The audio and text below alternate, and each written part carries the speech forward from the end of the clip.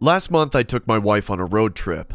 After reaching 109 million subscribers on my YouTube channel, I could finally take some break from work. Not bragging, but I am glad people loved my content and showered me with love. Anyways, we were driving amidst the woods. My wife, Marzia, loves traveling. I turned on some music and rolled down the windows of my car. The weather was soothing. Cold wind combined with the sweet smell of wildflowers refreshed us. I am loving this. This place is so quiet, isn't it, Felix? Yeah. Hey, can you hear the sound of the crickets? Isn't it unusual to hear them chirping in daytime? Well, they say it's always night inside the woods. Tall trees were surrounding us. As I tried to look into them, I realized Marzia was right. Even in the broad daylight, the woods appeared to be dark and mysterious. I got distracted looking at the woods on my left, when suddenly Marzia screamed, "Watch out!" I immediately looked ahead, and out of panic pressed the brakes too hard. The car stopped, making a creaking noise. "Oh my god, are you alright, hon?" "Yes, I'm fine." What was that?" I got down from the car and walked ahead to check. There were rotten remains of a deer lying in front of our car. Marzia came out and stood beside me. "Some car must have run over this poor animal," I said. "I don't think so." "Why do you say that?" "Look at the stomach area." Marzia pointed to the stomach of the dead deer, and I realized she was right.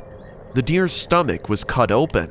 Someone sliced up these poor animals, making the entrails gush out. It was a pretty disturbing sight. "The smell's making me nauseous. I'm gonna go inside the car." Marzia got in the car and closed the car door quite loudly. I picked up a long wooden branch lying on the side of the road and started to move the dead animal from the middle of the road. While I was doing this, I heard footsteps on rustling leaves coming from the woods. These woods are completely wild, and it's absurd to think that there could be a house or residence inside it. I turned around and kept staring at the darkness amidst the long tree. "Felix? What's taking you so long?" Nothing. Coming in a minute, hon." The sound stopped as soon as Marzia called for me. Even though I was 100% sure that those were the sounds of footsteps on dry leaves, I ignored them. After moving the dead animal from our way, I came back to the car. I started the engine and we took off again. We planned to visit our friends at their farmhouse. The farmhouse was quite far, hence we decided to go by road. Marzia wanted to enjoy the view of nature, hence we made this plan. I wanted to reach the farmhouse before dawn, because driving amidst the woods after dark is not a good option. There's a high chance of getting lost, and due to network issues, our GPS wasn't functioning properly as well. While driving, something really weird started to happen. Marzia and I both could smell a reeking odor inside the car. It was odd because none of us stepped on the rotten flesh. Marzia got nauseous, so I had to stop the car after traveling for a mile or so. "I think you need to get some fresh air. The smell of rotten flesh has hit your mind. It'll take us 1 or 2 hours before reaching the farmhouse. It's 3 p.m. already, but I think we can take a break for 15 to 20 minutes. I thought I would drive faster a bit and reach the farmhouse before dawn. I just wanted to make sure my wife felt all right before I started driving again. "Do you hear that?" Marzia said in a surprised voice. "Hear what?" "The sound of water. Lots and lots of water." I tried to listen carefully and heard water splashing rapidly somewhere in close distance. Damn, Marzia has way better hearing than mine. It could be a river or a waterfall inside the forest. "Let's go see it. I don't think it's too far from here." We started to walk into the woods, following the sound of water. So many unknown birds were chirping around us. The rustling sound of leaves made us feel that we weren't alone in these woods. After walking for a mile like this, we finally reached the source of the sound. It was a wild river. The current was really heavy, and the water flow was a lot. Marzia sat on the bank, dipping her feet into the water. I was a bit worried because of the heavy current, but she was careful on her own, so I didn't say anything. The view was breathtaking. Green trees were all around. It was a light blue sky and this huge, unstoppable river. I could breathe the fresh air without any worry. I took out my phone and started to click pictures. While I was doing so, my eyes went to the other side of the river.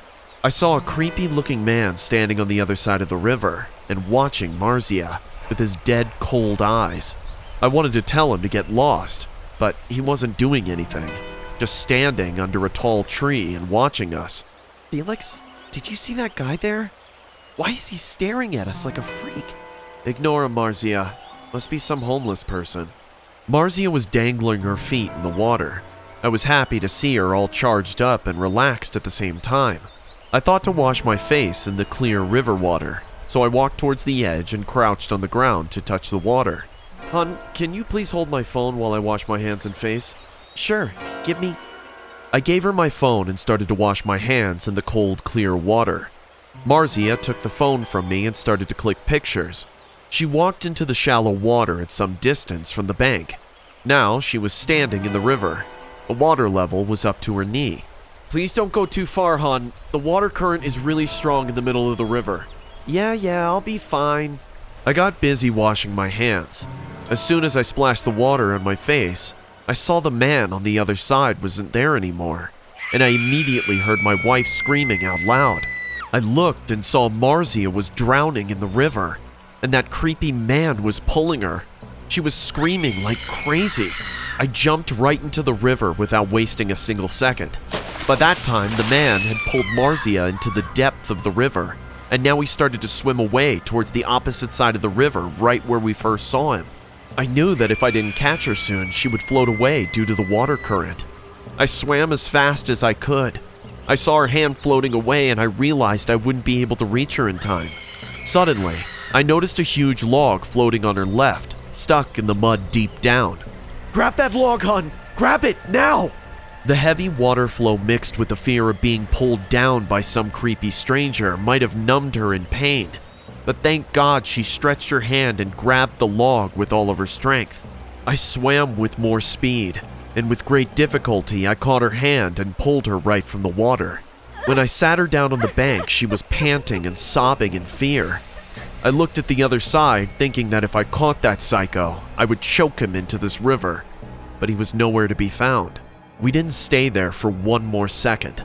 We got inside the car, and I don't know why, but I went to the back to check the trunk. I realized before leaving from home I forgot to lock it, and as I opened it, my stomach dropped in horror. There was dirt all over the trunk. A foul smell was coming from it. And not just that, I saw torn out shoes lying inside the trunk. I realized that the dead deer we came across was nothing but a trap set by that same creepy man who attacked us a few moments back.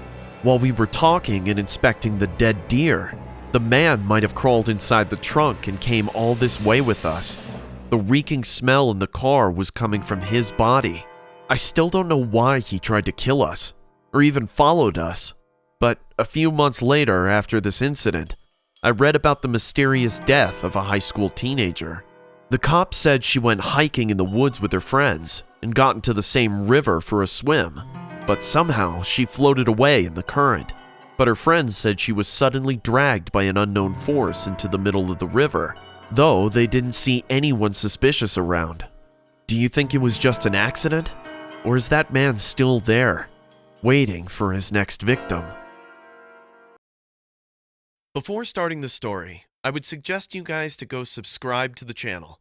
It turns out that most of you guys who watch me aren't actually subscribed. So, if you like the content and want to support the channel, go ahead and subscribe and hit the bell. It's free, and you can always change your mind later. Zoom calls became quite popular during the quarantine phase of 2020, and I still regret making that one Zoom call that ruined 4 lives. I'm a 45-year-old housewife living in Montana.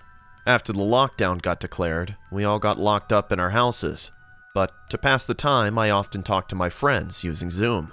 Every night after dinner, we connected through a Zoom call and chatted for at least an hour or so. My son was studying in Australia and my husband died in a car accident 10 years back. So I've been living alone for quite some time now. My friend Joanna lived with her old mother. She didn't marry. And my other friend Molly lived with her husband. We talked about our daily life mostly. Suddenly, Joanna's mom passed away. One morning, Molly called me and gave me the bad news. It was painful for all of us, because Joanne is now completely alone, and this time she badly needed us to be there for her. But we were unable to see her for obvious reasons. The only option was to connect her through a Zoom call. But as the week passed, Joanna became more and more depressed. Whenever we called her, she hardly talked. She just sat in front of the screen with a sad face. Molly and I tried to cheer her up. We even planned to take a trip once the lockdown was lifted, but Joanna didn't show any excitement. Molly often told me, "Give her some time, Ivy. She'll be fine." There was nothing else I could do at that moment, so I waited for Joanna to float back to life.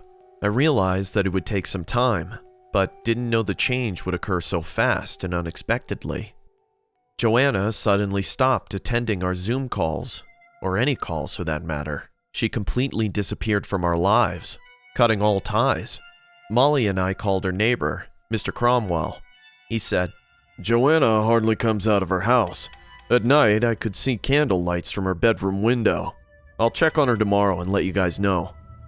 The next day was Sunday. I was waiting impatiently for Molly to call me. She said she'll connect Mr. Cromwell in a conference call so that we can both know about Joanna. Around 1 o'clock in the afternoon, Molly finally called me. I picked it up immediately and heard her voice from the other side. "Ivy, Mr. Cromwell is on the line with us." "Hello? Mr. Cromwell? Did you see her today? How is she?" "Hey guys, I just came from Joanna's house. She is not the same person anymore." "I know, Mr. Cromwell. Lately, she's been going through a lot. Molly and I keep calling her, but she never picks up our call. Don't know what went—" No, you don't understand, Ivy. Joanna looked completely fine at first. She was smiling. But then she told me something that freaked me out." "Why? What did she say to you?" Molly asked. "She told me to come in and have a slice of her mother's freshly baked plum cake." "What? But her mother—" "Exactly. I think she's having trouble believing that her mother is no more. You all should call someone to take care of her." Whatever Mr. Cromwell said in the call shocked Molly and me to the core. I called Joanna right away. I made up my mind that if this time she didn't pick up the call, I would drive to her house, but thankfully, she did pick up this time. "Hello, Ivy. How are you?" "Joanna? Where are you? You didn't pick up our calls or even talk to us for the last few weeks. Are you all right?" "You don't have to worry about me. I'm completely fine now. See you guys at the Zoom call tonight." She disconnected the phone call before I could say anything. But one thing I was happy about is the upcoming Zoom call.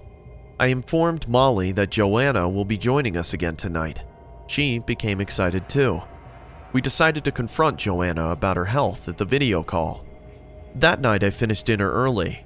Molly's husband was out on a business trip, so we connected on the video call early that day. Molly texted the Zoom call link to Joanna, and we waited for her to join the call. Molly and I were talking casually until Joanna came in. When she arrived, we were shocked to see our friend as soon as her video flashed on the screen. Joanna was sitting in a dark room. The lights were turned off, but the room was filled with candlelight. It seemed very spooky and uncomfortable to me. "What have you done to your room, Joanna?" "Oh, goodness, no, Ivy. This isn't my room. This is Mom's room. I sleep here from now on," Molly said in a worried voice. "But why, Joe? I know you feel lonely, but you have to move forward with your life.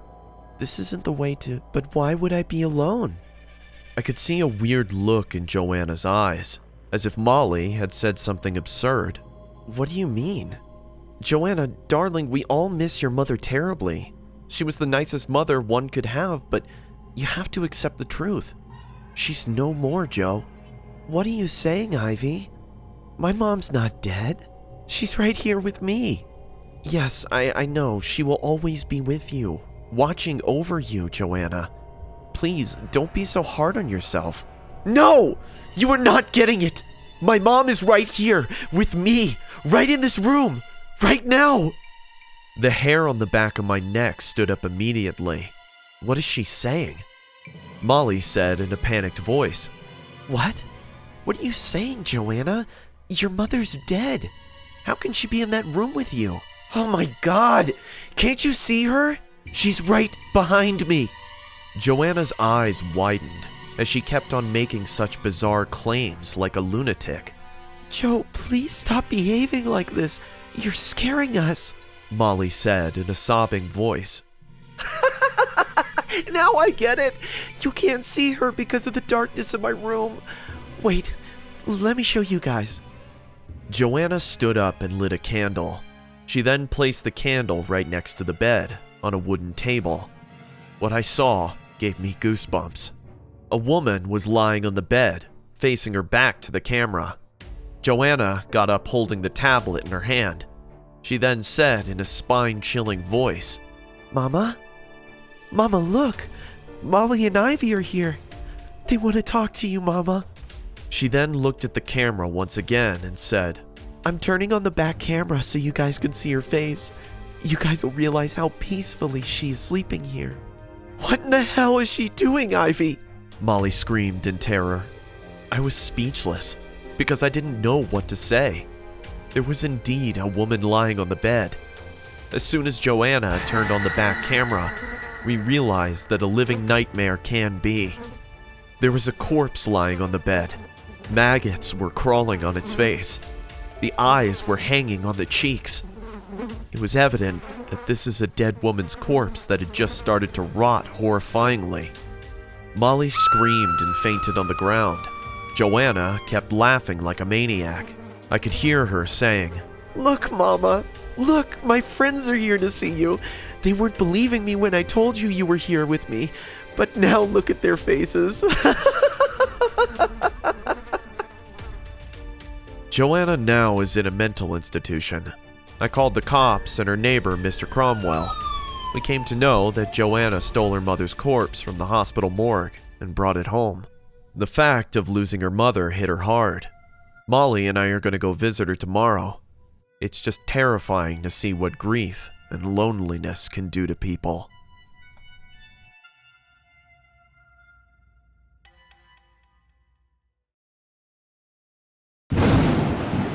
Daisy was driving amidst the storm. Huge lightning and heavy wind made it hard to drive properly. The raindrops bolted on her car like heavy rocks. Daisy said to herself, Damn it! I should have listened to my friends. Daisy went to a party at one of her friends' house. Despite living far away, she decided to head home. Her friend Tina told her that it would be better if she stays back. There's a storm coming. But Daisy didn't listen. The rain grew heavier, and it became almost impossible to see the road ahead. A flash of lightning took place in front of her car. Daisy pressed the brakes so hard that the car stopped, making a loud screeching noise. She checked her phone, but there was no network to call for help. She felt very helpless in the middle of nowhere. Suddenly, her eyes went to the left side. With another stroke of lightning, she saw a small house standing at some distance. She came out of the car and ran towards the house. Daisy was adamant because this was her only chance to survive the night. Panting and breathing heavily, she reached the house and knocked on the door. Anyone here? Please open the door. She could hear footsteps coming from the house. She knocked again. Hey! Please help me! I'm lost! Please open the door! With a loud creaking sound, the door finally opened. A white-bearded old man opened the door. The man stared at Daisy with creepy big eyes and said, What do you want? Daisy replied, I have lost my way.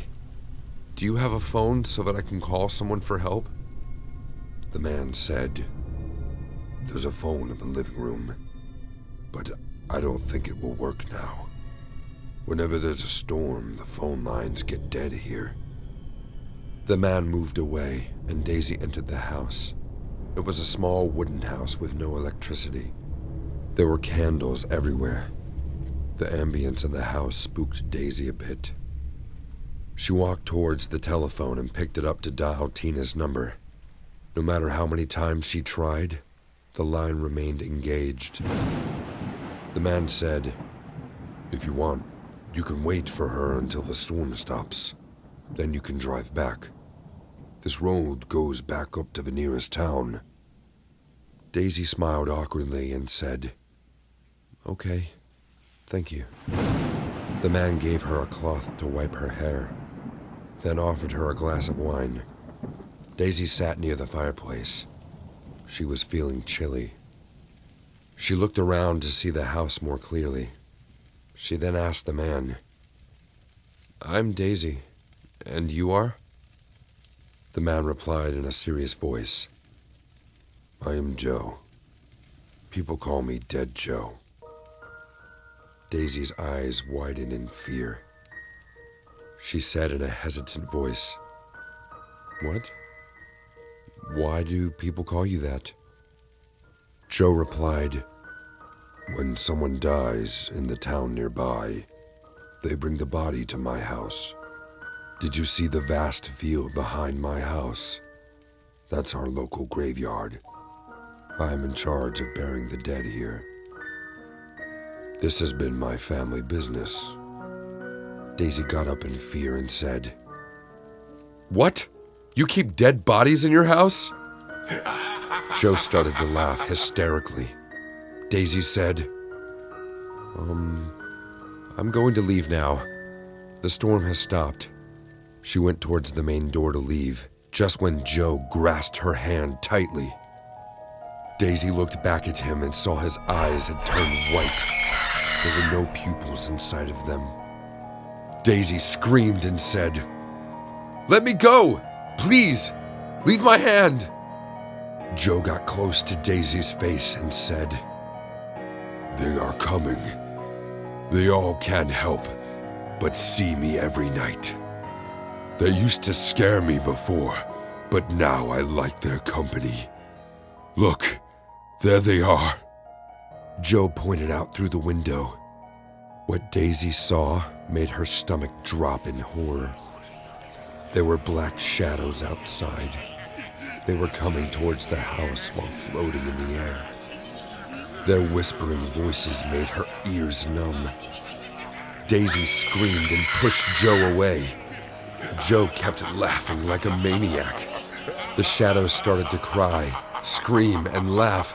It was as if a group of demons were coming to suck every drop of blood from Daisy's body. Daisy could see their glowing red eyes and sharp teeth. The shadows were rushing towards the house. Daisy opened the door and rushed towards her car. She got into the car and locked the door. The shadows kept laughing. Their laughter made Daisy realize what hell felt like. She looked at the door for one last time and saw a rotten corpse was standing there, waving her goodbye. It was wearing Joe's clothes. She started the engine and drove full speed to the same direction where she was coming from. A week later, she finally got the courage to tell Tina about the house and that vicious night. But what Tina said shook Daisy from the inside. Many years back, a guy named Joe used to live in the town outskirts. He ran a funeral home. He often claimed that he could see dead people. Everyone in the town thought he had lost his mind from being amongst the dead for so long. One morning, a woman was coming from the road near his house. She smelt a disgusting smell all around the area. After following the smell, she found out it was coming from Joe's house.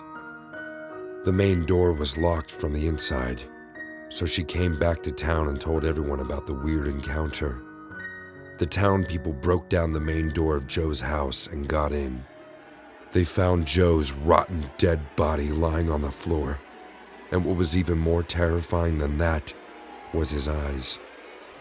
They were all white, as if there were no pupils inside of them. The local doctor thought he saw something horrifying and died from a heart attack. No one knows what he saw or what exactly happened to him. But still, when someone goes in front of that house at night, they can still hear Joe's laughter and weird whispers coming from the house.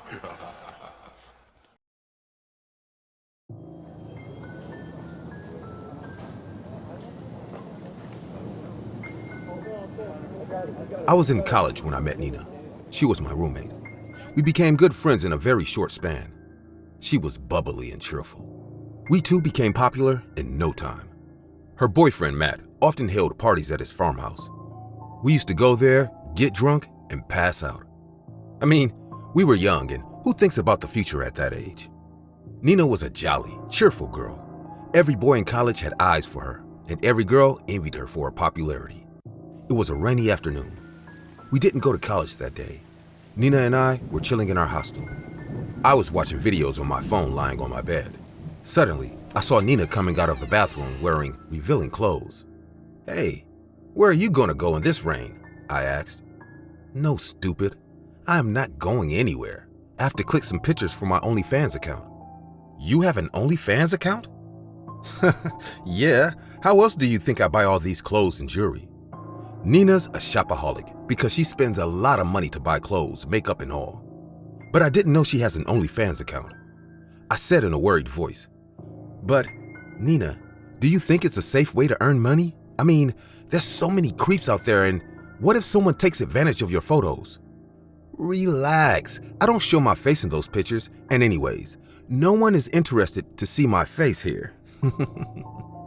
I felt a little relieved that at least she is keeping our identity hidden. Since that day, Nina often dressed up and clicked photos to post on her account. She didn't tell her boyfriend about that and made me swear not to tell anyone either. She was my best friend. I had to listen to her. One day, Nina and I went to work out in the college gym. We were exercising on our own when suddenly we heard a squeaky voice behind us. "You girls come here often?" Turning back, we saw Miss Stanley. She's our librarian. "Hello, Miss Stanley," I said in a cheerful voice. But she didn't even look at me. Instead, she said to Nina, "You have a beautiful figure, darling." Nina smiled, saying, "Oh, you are so sweet, Miss Stanley."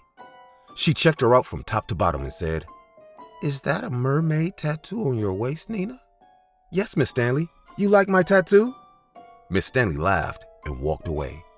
"She is fond of you, it seems. She didn't even reply to me. How rude," I said in an upset voice. "Oh, my little Portia, you are beautiful too, but you need to be attractive to catch people's eye."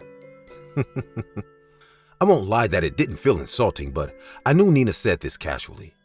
She didn't mean it like that, so I shrugged it off, smiling awkwardly. "Let's go. We'll be late for the party," Nina said. That night, we went to Matt's house. It felt like the entire class came to this party. People were going crazy. Some were jumping in the pool, getting drunk, while some vomited on the floor and passed out. Nina drank a lot that day. I tried to stop her, but she ignored me, so I got a bit aloof from her too. I saw her dancing near the pool with Matt when suddenly her phone rang. She left her phone with me, so I saw an unknown number flashing on the screen. I walked to Nina and handed her the call. "Yes? Who is it? Wait, there's too much sound here. I can't hear you. Just wait a second." Nina went out to take the call. I came back to my seat and started to talk to my friends. That night, most of us stayed back at Matt's house. I woke up hearing Matt shouting out loud. "Then where the hell did she go? How come none of you saw her leaving? Come on! Someone say something!" "What happened, Matt?" "There you are, Portia. Where's Nina? You must know where she is." I scratched my sleepy head and said, "I don't remember. She was here only. But what happened?" Matt replied in a panicked voice. "Nina is nowhere to be found. Since last night, no one has seen her. I even called the hostel. She didn't go there. Neither is she in class. I have called 1,000 times since morning. Her phone is on switched off mode." That was the last night I saw my best friend. Nina went missing. The college ran searches all around the area. The cops got involved. We were all questioned and interrogated several times, but no one could give any information about her. 3 days went by. Nina's parents were crying all day. Everyone in the college was shattered in fear. What happened to a young girl all of a sudden? I told the cops that she got a phone call from an unknown number. She went to take the call outside, and since then, no one saw her. I had to tell them about her OnlyFans account as well. Various kinds of rumors started to spread in the college. Some said she got abducted by a creep from this OnlyFans site. Some said she probably went somewhere and will be back soon.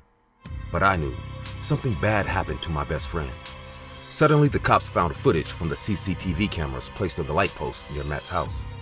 In that footage, they saw Nina coming out of the house. She stood on the sidewalk and looked left and right as if someone was going to arrive. She talked for some time more, and within a few minutes, a truck came from the right. She got close to the truck to see who it was, and suddenly, the driver's side window rolled down. The driver didn't come out of the truck, but Nina got into the truck. It implied that whoever was in the truck was known to her. Even though the cops didn't see the truck driver, they could spot the license plate number of that truck. And the next day, our college campus got flooded with cop cars. Cops came and arrested Miss Stanley. Yes, it was her truck. She picked Nina up in front of Matt's house. And once Nina got inside her truck, she never came back. The cops searched her house and found 2 dead bodies in her basement. One was her husband, Mr. Stanley, and the other was Nina. The entire college was shocked as hell. Miss Stanley murdered Nina? But why? After 2 days of strict interrogation, Miss Stanley finally confessed. She said her husband was cheating on her with Nina. He first saw her in OnlyFans and got into an affair with her. Miss Stanley said her husband was spending a lot of money on Nina. She fought and told her husband to leave her many times, but he never listened. I saw her confession tape. She was screaming and yelling. "These girls think they own this world. I recognize that this is the bitch who's warned my husband the moment I saw her mermaid tattoo. I had so much fun beating her to death when she screamed and screamed. I even made my husband watch her die. I said to him, 'Are you not enjoying this, darling? You enjoyed it when she posed for you like a slut on OnlyFans. Are you not enjoying this now?' My best friend was beaten to death by this psycho woman. She stabbed her husband to death. Sometimes I sit in my room and rewind that moment when Nina went to take the call outside. If only I could rewind time and make things right again." This is Richard. He is the calmest patient of this asylum. He does nothing except stare out of a window. It's been 2 years now, and he hasn't spoken. No one knows what happened to him. He was shifted here directly from the hospital. The doctors at the hospital said Richard was found unconscious on the side of the road. He was heavily wounded and was bleeding terribly from a serious head injury. A generous man took him in his car and brought him to the nearby hospital. The doctors at the hospital managed to save his life, but Richard didn't say a single word. They found out his whereabouts from the cops. One thing is sure, that none of them knows how a renowned scientist ended up in a mental asylum. What happened to him? 3 years back, Richard was a completely healthy and happy man. After finishing his college degrees, he took a job as a junior researcher in Canada. He worked there for 2 years and did quite good for himself. He received acclamation for his notable contribution to medical science and bought himself a house in North Carolina. Richard stayed here during his graduation days. He joined as a lecturer in his very own university in North Carolina. Life settled for him. Every day, he woke up, made himself breakfast, and then drove to the university. It's a 15 to 20-minute drive to the university from Richard's house. His class continued till 5 p.m. at the university, and after that, Richard worked on his research papers at the university lab. The work pressure was so much that Richard never had the time to feel lonely. One night, Richard was driving home after work. He was feeling exhausted and tired. All he wanted was to reach home and lie down on the bed. The road was empty. Huge trees stood at the side of the roads. The shadow of the trees, combined with the dim street light, made the night darker. The bright headlights of Richard's car showed him the way. Richard looked at his watch. It was 10:30. He was used to driving home late at night. Richard rolled down his car windows and cool air touched his face, giving him some refreshment. He was thinking to turn on the speaker, just when his eyes went to the left side of the road. Why is she walking alone in the middle of nowhere at this hour of the night? Richard thought to himself. He slowed down the car and went close to her. "Hello, miss. Is everything all right?" The girl didn't reply. She didn't even turn back once. She just kept walking, like before. Miss? Do you need a ride?" How far will you go? Well, my house is 10 minutes from here. Where are you going? To my house. It's near the lake at the end of the road. I will take the left turn ahead. Richard realized that this girl was going in the opposite direction of his house, but out of concern for a girl walking alone late at night, he said, I don't mind dropping you off, miss, if you're okay with that. The girl turned around. Her eyes were wide and bright. She had a beautiful face, but her skin looked so pale. There was a painful expression on her face, as if she forgot to smile forever. She didn't sit beside Richard. She walked to the other side of the car and sat in the back seat. Richard felt a bit insulted by her behavior, but then he thought that she might be feeling scared. Richard started his car without wasting any time. He will drop her and then head home. The girl was sitting quietly. She's just too quiet, Richard realized. The girl took off her red jacket. Richard rolled up the window and turned on the car AC for comfort. It gets extremely hot in summer in North Carolina. Take the left turn, the girl said in the same soft voice. Richard took the turn and kept driving ahead. He knew she would let him know once they reached near her house. After driving for 5 minutes in pin-drop silence, Richard decided to speak up. So, you live with your family, miss? He asked. Just me and my mom. I see. So, what do you do? Are you a student? I was, the girl replied. It was becoming tough to make conversation with this girl because she showed no enthusiasm in talking to Richard. Hence, the awkward silence once again took place in the car. But the silence didn't stay long this time. Richard was driving on the empty road with no one around. Suddenly, they came in front of an old cemetery, and the girl's behavior changed drastically. She started to scratch the car window with her nails while screaming violently. It was as if she was dying to get out of the car. What's wrong? Why are you screaming like that? Open! Let me out! Let me out! What the hell? Richard unlocked the car door. The girl almost bolted out of the car and ran inside the graveyard. Richard's heart was beating like a drum. He had no idea what just happened. Richard came out of the car. Miss? Miss, where are you? He called out for that girl, but she was nowhere to be seen. It felt as if she disappeared into the darkness of the night. Hopelessly, Richard got into his car again and returned home. He was about to get out of the car when he noticed a red jacket lying on the back seat. This must be the girl's jacket. Richard decided to visit her house the next morning and return her jacket. He needs to check out on her. Richard took a shower and finished his dinner. The entire night, he couldn't help but think about that girl. Don't know why, but she seemed so familiar to Richard. While thinking all of this, Richard fell asleep. When he woke up, sunlight was flooding into his bedroom. He got ready, and he decided to drop by the girl's house after work today. Richard took the red jacket and started the car engine. The same road that was appearing spooky at night is now standing like an artist's landscape. Richard finished his work after class and left for the girl's house. When Richard saw the lake at the end, he realized the girl's house is not far. The moonlight made the lake water glitter in the dark. After 2 to 3 minutes, he saw a small wooden house on his left. The house looked quite old. With hesitation, Richard rang the doorbell.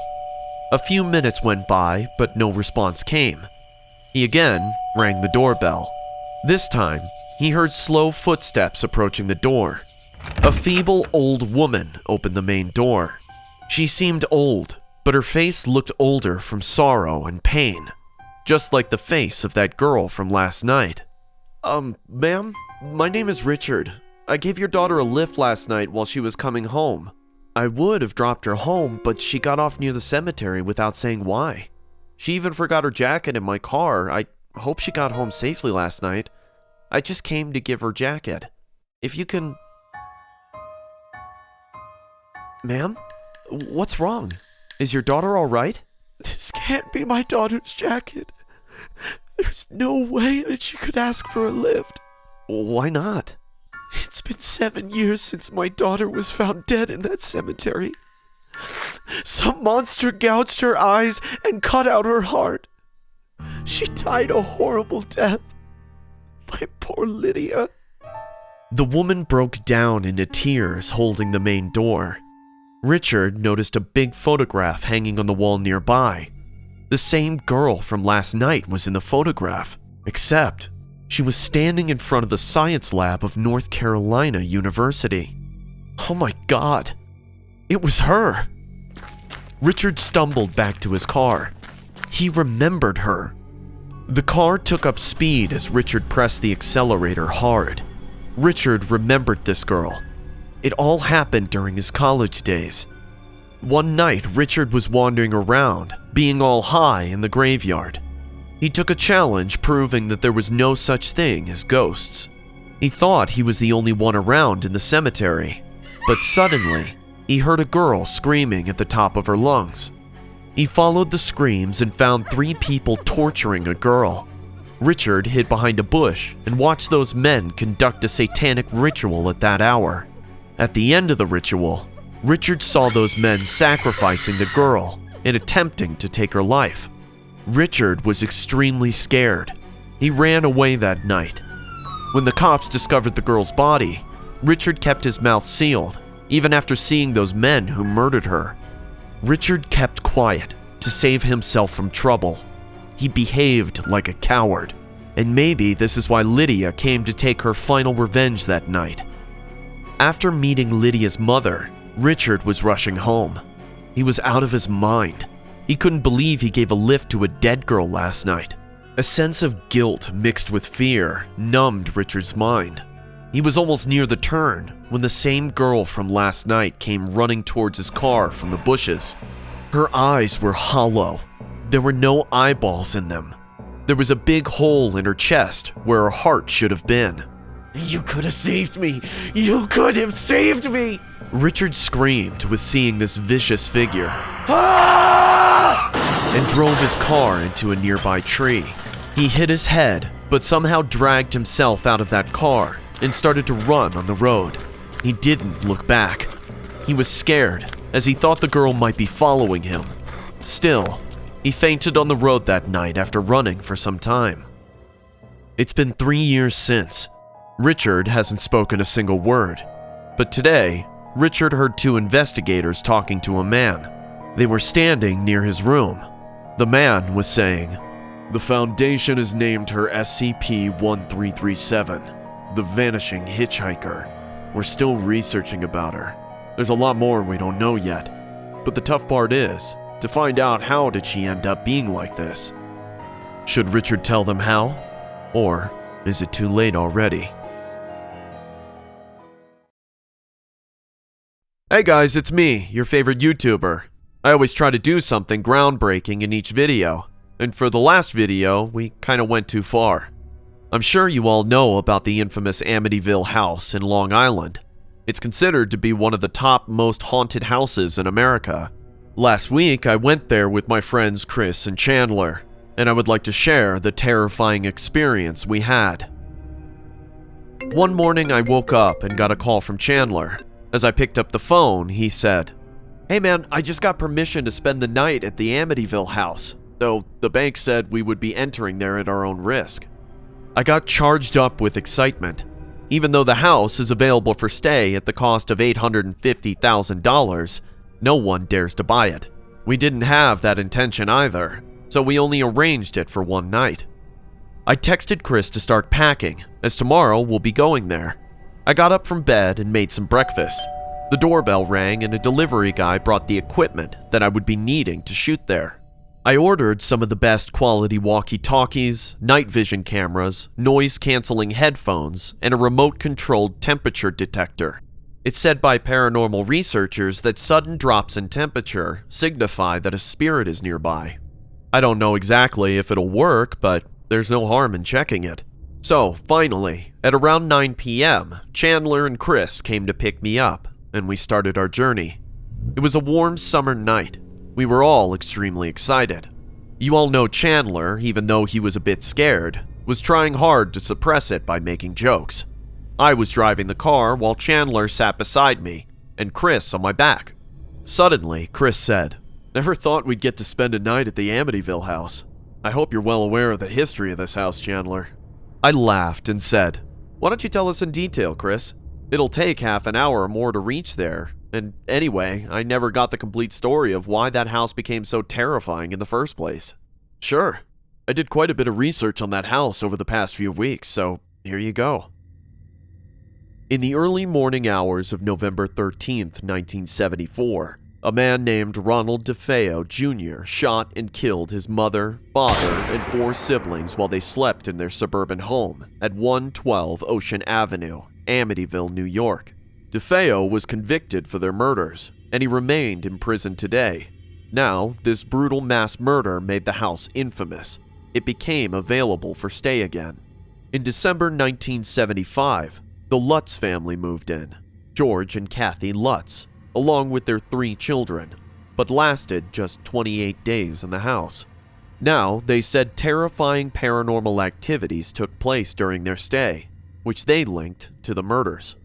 There were sightings of demons, such as one night the kids saw a man standing at the end of the corridor and watching them. Then, objects moved on their own. Suppose they were having dinner, when suddenly a chair nearby slid on its own. They even saw slime pouring from the walls. There was also a fly infestation in the dead of winter. Mr. Lutz claimed to hear strange demonic voices, as if people were whispering in the walls. They were also attacked by unseen forces. Now, after they left, the house remained vacant for a long time, but owners do come and go.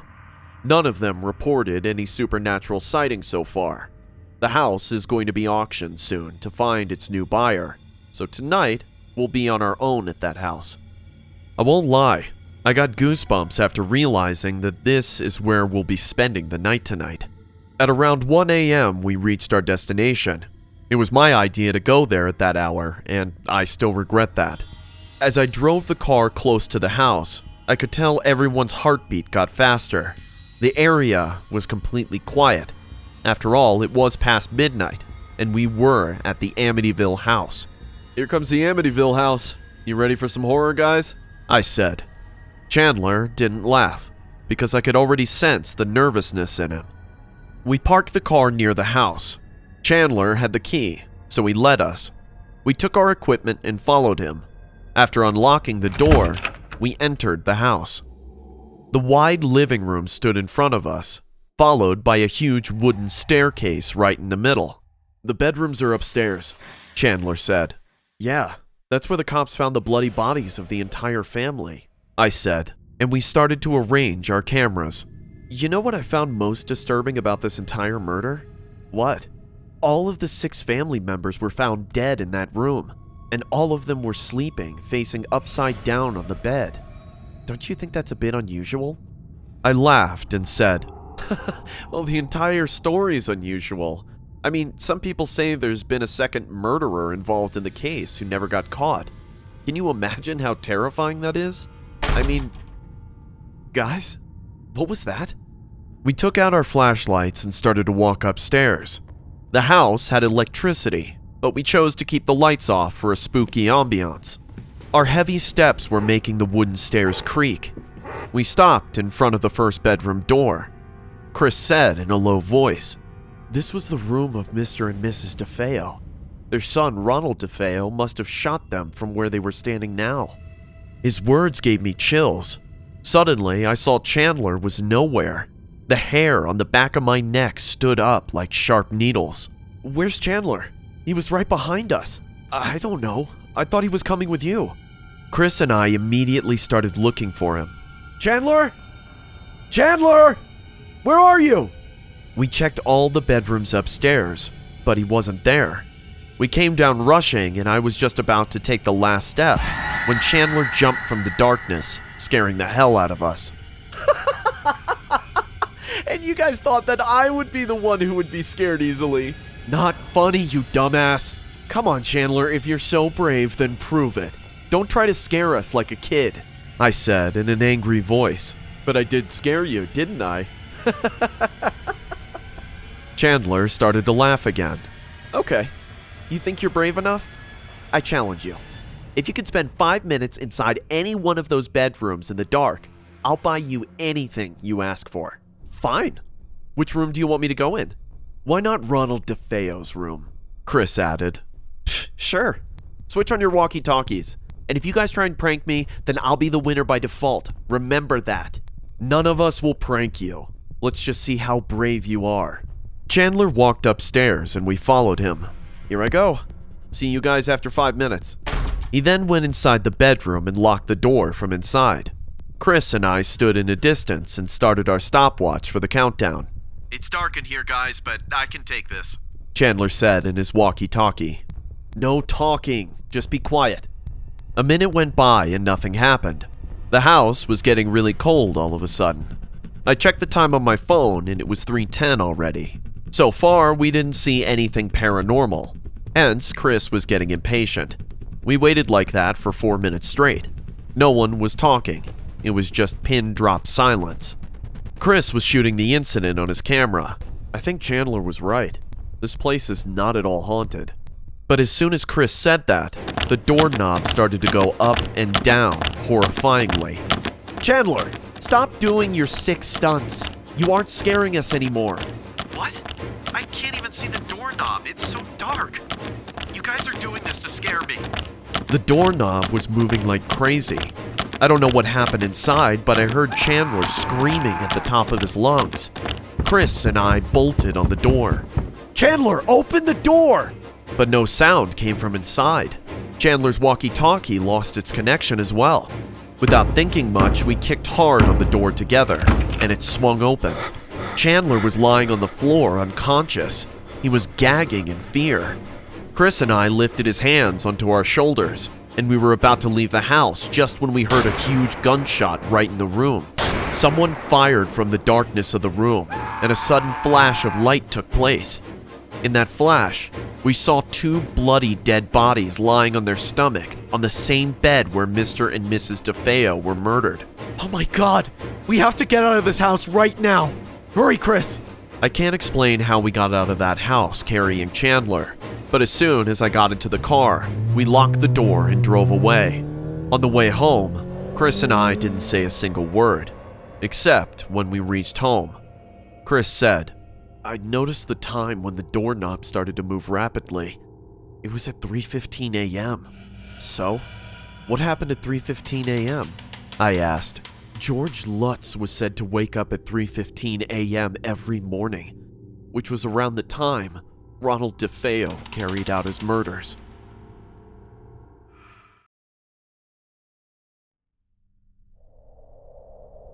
I recently took a job in a tea garden. I'm a 28-year-old male. I had to shift to this small hill station to work as a tea estate manager. My mom was worried, as I will be living completely alone. That too in a faraway hill station, but I always enjoyed being alone. I had a girlfriend, but we broke up a few years back. Since then, I have preferred being single until I really met someone interesting. So, back to the story. One Sunday morning, I reached the tea garden. Another employee named Mr. Duff showed me the entire area and took me to the bungalow where I will be staying. The bungalow was on the top of a hill. There was nothing around the house except for huge mountains and steep valleys. The view from my bedroom window was breathtaking. I used to roam around the tea estate and look after the production and the works there. The daytimes were busy enough, but the nights were filled with silence.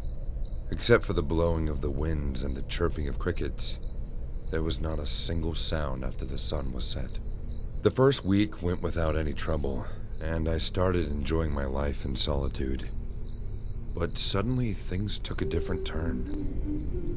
One night, I woke up hearing someone humming in a low voice. I tried to hear carefully. It was a woman's voice. A woman was humming a weird tune somewhere near the bungalow. The sound was coming from outside, so there's nothing much I could do about it. I thought it might be some village girl, but it felt odd that she is awake and roaming in the hills during midnight. I ignored it and went back to sleep. The next day, I finished my work early and decided to head back to finish some important paperwork. I started walking towards the exit gate of the garden. Mr. Duff accompanied me on my way. As we walked between the tea garden, I asked, "Is there any village nearby the bungalow, Mr. Duff?" He looked at me with a confused face and said, No one lives here near the bungalow. But why do you ask?" I said, "Nothing. It's just last night a girl was singing in the valley. I could hear her from my bedroom. Not actually singing, rather humming a very mysterious tune." Mr. Duff suddenly became a bit awkward and said, "Well, you must have heard the night owl or some other animal howling. In hills, sound echoes a lot. I'm sure it was nothing." He didn't speak the rest of the way, and I returned home with a curious feeling in my heart. That night after dinner, I decided if I hear the humming tune tonight, I will come out of the house and see for myself. I did as planned. Around 2 a.m., the humming tune in the same female voice took place. I tiptoed to the bedroom balcony. The chilly wind and fog were all over the valley. As far as my eyes went, I could only see huge mountains and the pale moonlight flooding all over the valley. Suddenly, something caught my eye. As I turned towards the gate of the bungalow, I saw a village girl standing near it. She was looking directly at me and smiling. There was something in her smile that made my senses numb. I don't know how long I stood there staring at her. She hummed the tune again and started to call me, gesturing her hand. I asked in a loud voice, "Hello? Do you need any help? Are you all right?" She didn't say anything, just stood there and smiled. I could tell she was extremely beautiful, but something about her appearance made her appear like a mystery. Her long hairs were floating in the wind. She again called me, and this time I couldn't resist anymore. I came out of the house, opened the gate. The girl was now standing at 10-15 hands distance from me. I was feeling very cold, but something kept telling me in my ears that I need to follow her. The girl chuckled, and her laugh echoed in the entire valley.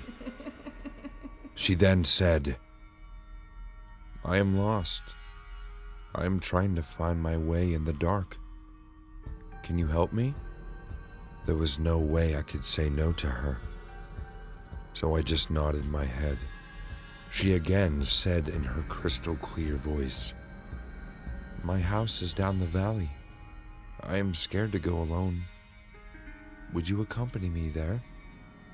I don't know what happened, but before I could say yes, my legs started to walk on their own.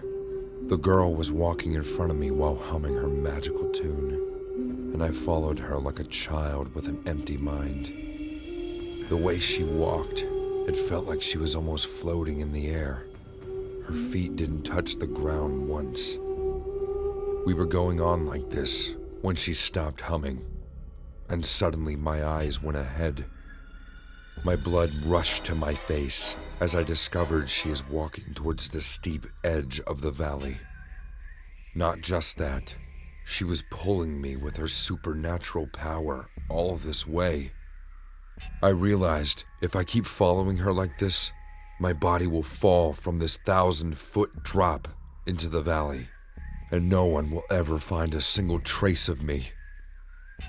I said in a panicked voice, Where are you taking me?" She suddenly stopped and turned around. Her pretty face is now the face of a demon. Her eyes were coming out, and the skin on her face was rotten, and bones were visible underneath. She started to laugh in her demonic voice and grasped my hand. I started to scream and free myself from her grasp, but she kept pulling me and pulling me towards the edge. I realized my end was near, and we were almost at the edge, when someone pulled my collar from the other side. As I started to faint out of the shock, I saw my fading eyes. It was Mr. Duff. A day later, I regained my consciousness. Mr. Duff was sitting near my bed, and a doctor was checking my pulse. Mr. Duff told me, "This place is cursed. A long time back, a village girl committed suicide from the mountain edge near the bungalow. Since then, her spirit haunts this place and tries to lure men down the valley. I thought you might fall into her trap, so I came to your bungalow last night. I'm sorry. I should have told you sooner." I didn't say a single word to him, just waited to get better and then left the job immediately. I am never going back to the Haunted Reaper ever again, but her fairy-like tune still echoes in my ears at night.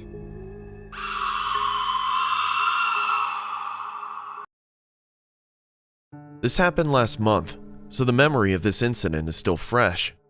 Excuse me, but if my words seem clumsy, that's because the thought of this incident still gives me goosebumps. I live with my parents, and we recently moved to this new neighborhood in California. We live in the countryside. It's connected to the main road leading to the city. We were living in the city actually, but my father decided to buy a house close to nature, and now here we are, living in the middle of nowhere. Anyways, back to the story. My school is 2 miles away from our house. I'm already the new kid here, hence you can understand my condition in the school. I'm studying in the 9th standard, and I barely made any friends so far. But I have my best friend, Matt. He lives in the city.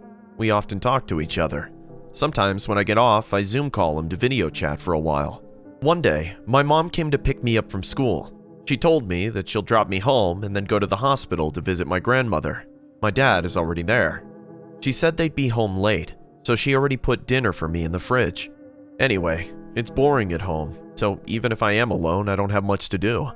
I texted Matt asking if he is free to play some video games and hang out in the Zoom call. He immediately agreed. I got home and went to take a shower. I freshened up and contacted Matt in a Zoom call. "Hey, new kid, what's up?" Matt said in a mocking tone. "Oh, come on. You don't call me that at least," I said in an irritated tone. We started to make fun of each other and talk about our life. I told him how much I missed the city and that I was planning to fly out there soon with my parents for the holidays. Matt was pretty happy when I told him this. We played video games for an hour. Matt had to finish his homework, so he waved me goodbye and I disconnected from the chat. After Matt left, I was still on the Zoom call. I was just about to quit the call when my network suddenly malfunctioned. Glitches started to appear on my computer screen. I couldn't guess what was happening. And then suddenly, the screen blacked out and again turned on. I saw that the Zoom call somehow got connected to a stranger. It was shocking to see that because without a link and passkey, it's quite impossible to join a random Zoom chat. I honestly don't know how that happened. "Hello? Is someone there?" I asked. "Please, help me," a girl replied in a low voice. It felt like she was intentionally speaking in a low voice. Her camera was turned off, so all I could see was the black screen. I asked again, "Who are you?" Please help me. There's a man inside of my house." "What? What do you mean?" "I saw the man entering my house with a sharp knife. You have to call the cops." "But why aren't you calling the cops?" "I left my phone downstairs and I'm talking to you through my iPad. I'm hiding in the closet in my room upstairs. I got connected to the Zoom call somehow. Please, you're my only hope. Help me." "What's your name?" "My name's Candace. Please, you have to help me." Okay, I'll call the cops for you, but this isn't a prank, right?" "No. Please, I can hear the man's footsteps on the stairs. He'll kill me. Call the cops now. Please, don't disconnect this call." "Okay, I'm calling the cops now. What's your address?" I couldn't catch a break to panic about this sudden situation. I was feeling blank about whatever was happening then. I saw the girl typing the address in the chat box. I already dialed the number 911 and was waiting for her to finish typing so that I could make the call. For some reason, I knew that this couldn't be a sick joke, because I could hear the girl's panic breathing. I even realized the man might have entered her room, which is why she probably stopped talking. She finished typing, and as I saw the address, my heart stopped. The girl had typed my address. What the hell? I froze in front of the computer. The girl kept sending a text in the chat box. Help me. Call the cops. Help. I slowly turned my head towards my closet. Drops of sweat appeared on my forehead. I got up and started to walk towards the closet with stumbling steps. As I walked, my foot made a muffled creaking sound on the floor. Right then, I heard the girl whispering in a freaked out voice. He's in my room. I was paranoid. I didn't know what I would see when I opened the closet door. Each second felt like a needle piercing at my neck. I stopped in front of the closet door. With a trembling hand, I grasped the doorknob, bolted it open in one go. No one was inside. The closet was empty. But I couldn't shake off the feeling of being watched by an invisible girl who just talked to me and claimed to hide inside my closet. When I looked back at my computer screen, I saw the girl had disconnected from the chat. I immediately rushed downstairs, as I couldn't stand in my room for a single second more. I called my parents right away, and they came back within an hour. I was shivering, sitting in the corner of our living room. I told everything to my parents, and my mom was freaked out, but my dad laughed it away. He said I must have dozed off and seen a weird dream, and that this was all my imagination. But that girl's scared voice still echoes in my ear. The next morning, my dad asked the local sheriff about our house, and what we discovered shook us badly. Before us, there lived a family in this house, a man with his wife and daughter. One day, the man went out with his wife, leaving their daughter home alone. Unfortunately, someone broke in and robbed the house. That guy accidentally found out about the daughter hiding in her room closet. In fear of getting caught, he killed the girl. When the man and woman came back, they found the house in a complete mess, and they found the daughter lying dead in her closet. She was stabbed multiple times by a sharp object. We're still living in this house. At night, I wake up thinking the girl's spirit might be trapped inside my closet and watching me as I sleep.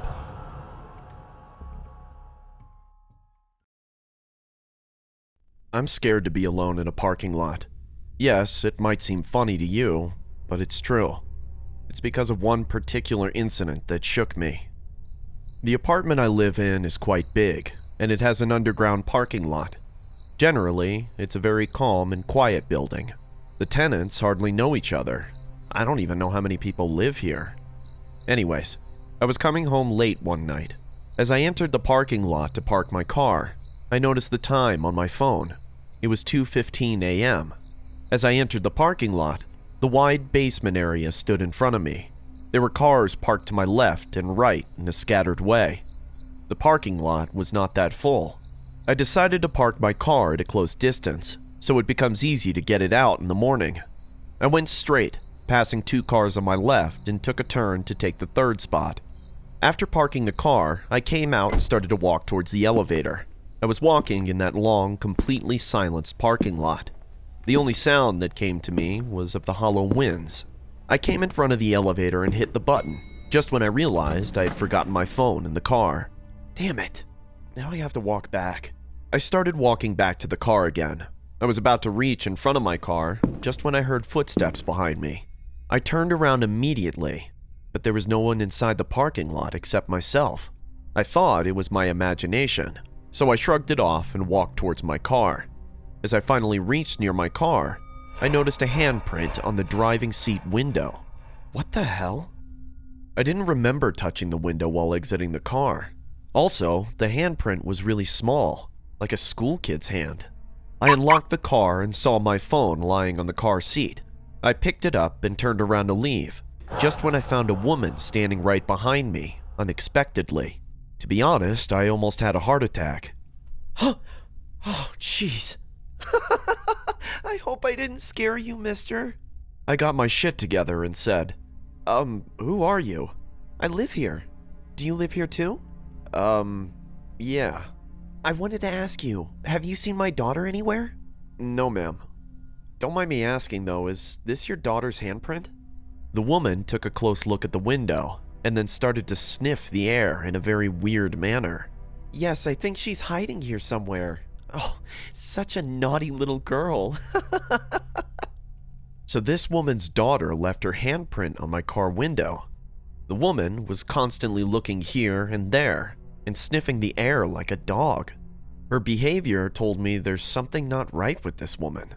What the hell is she doing in an empty parking lot at this hour, with her little daughter nonetheless? I didn't say anything more and just wiped the glass.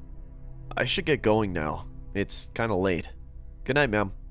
I started to walk away, but the woman called me and said, Wait, you've got to help me find my daughter, or else people will die. What? What do you mean people will die? The woman now took small steps and stood in front of me. She then whispered to me, You don't know what she does when she gets angry. We must find her before she kills again. She then started to look here and there again. Excuse me, ma'am, but will you please tell me what the hell is going on? The woman started to bite her nails while staring at me with her big eyes. She was grinning at me very creepily. I was losing my patience at that moment.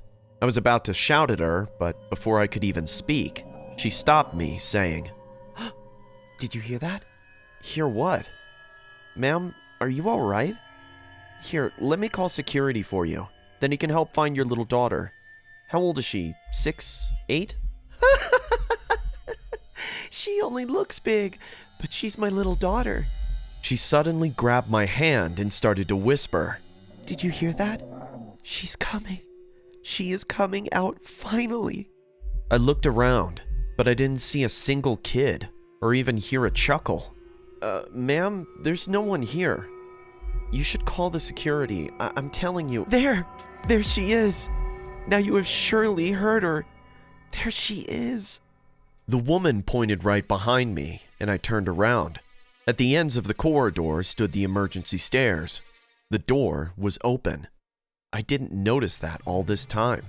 I could only see a small portion of those stairs right behind those doors. The light of the doorway was flickering, so it made it even tougher to see that area. I thought that this woman was just crazy and trying to mess with me, but as I looked closer, my heart stopped in fear. A bony female figure came crawling down those stairs and stopped in front of those doors. It was a human, but she was walking like an animal. The girl crawled towards the light from the darkness. It stopped right underneath a tube light and made that low growl one more time. Before I could even speak a single word, the female figure made a loud, scary growl and started to crawl at full speed towards me. The woman standing right next to me started to laugh in a spine-chilling voice. There's my girl, my naughty little girl. She likes you. She's coming to get you. I screamed at the top of my lungs and started to run in the opposite direction, but I guess I was too late. The girl jumped on me like a predator, and I fell hard on the ground. I turned back, and the vicious-looking girl was trying to snatch out my eyes. I held her hands tightly, but she was so violent I couldn't hold her for long. She bit on my arm, tearing a chunk of flesh with her sharp teeth. She then aimed at my neck and rushed to bite me. But out of instinct, this time I knocked her out, giving her a hard punch. The girl screamed in pain and passed out right beside me. The creepy woman rushed towards the girl, sobbing. No, no, no! You hurt my little girl! You hurt her! I finally called the security guard. Many other tenants came too. They all stared at the girl with fearful eyes. I then came to know that this woman lives in the basement with her daughter.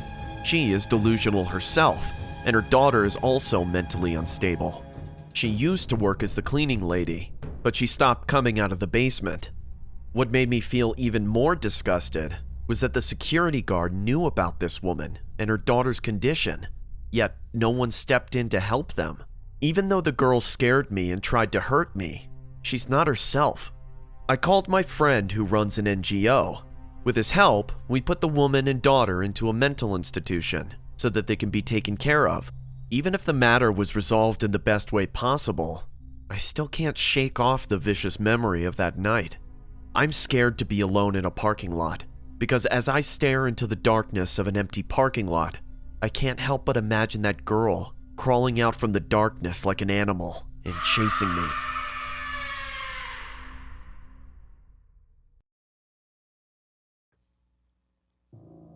Sit down, Arnold. I want to discuss a new article about a place that you have to visit.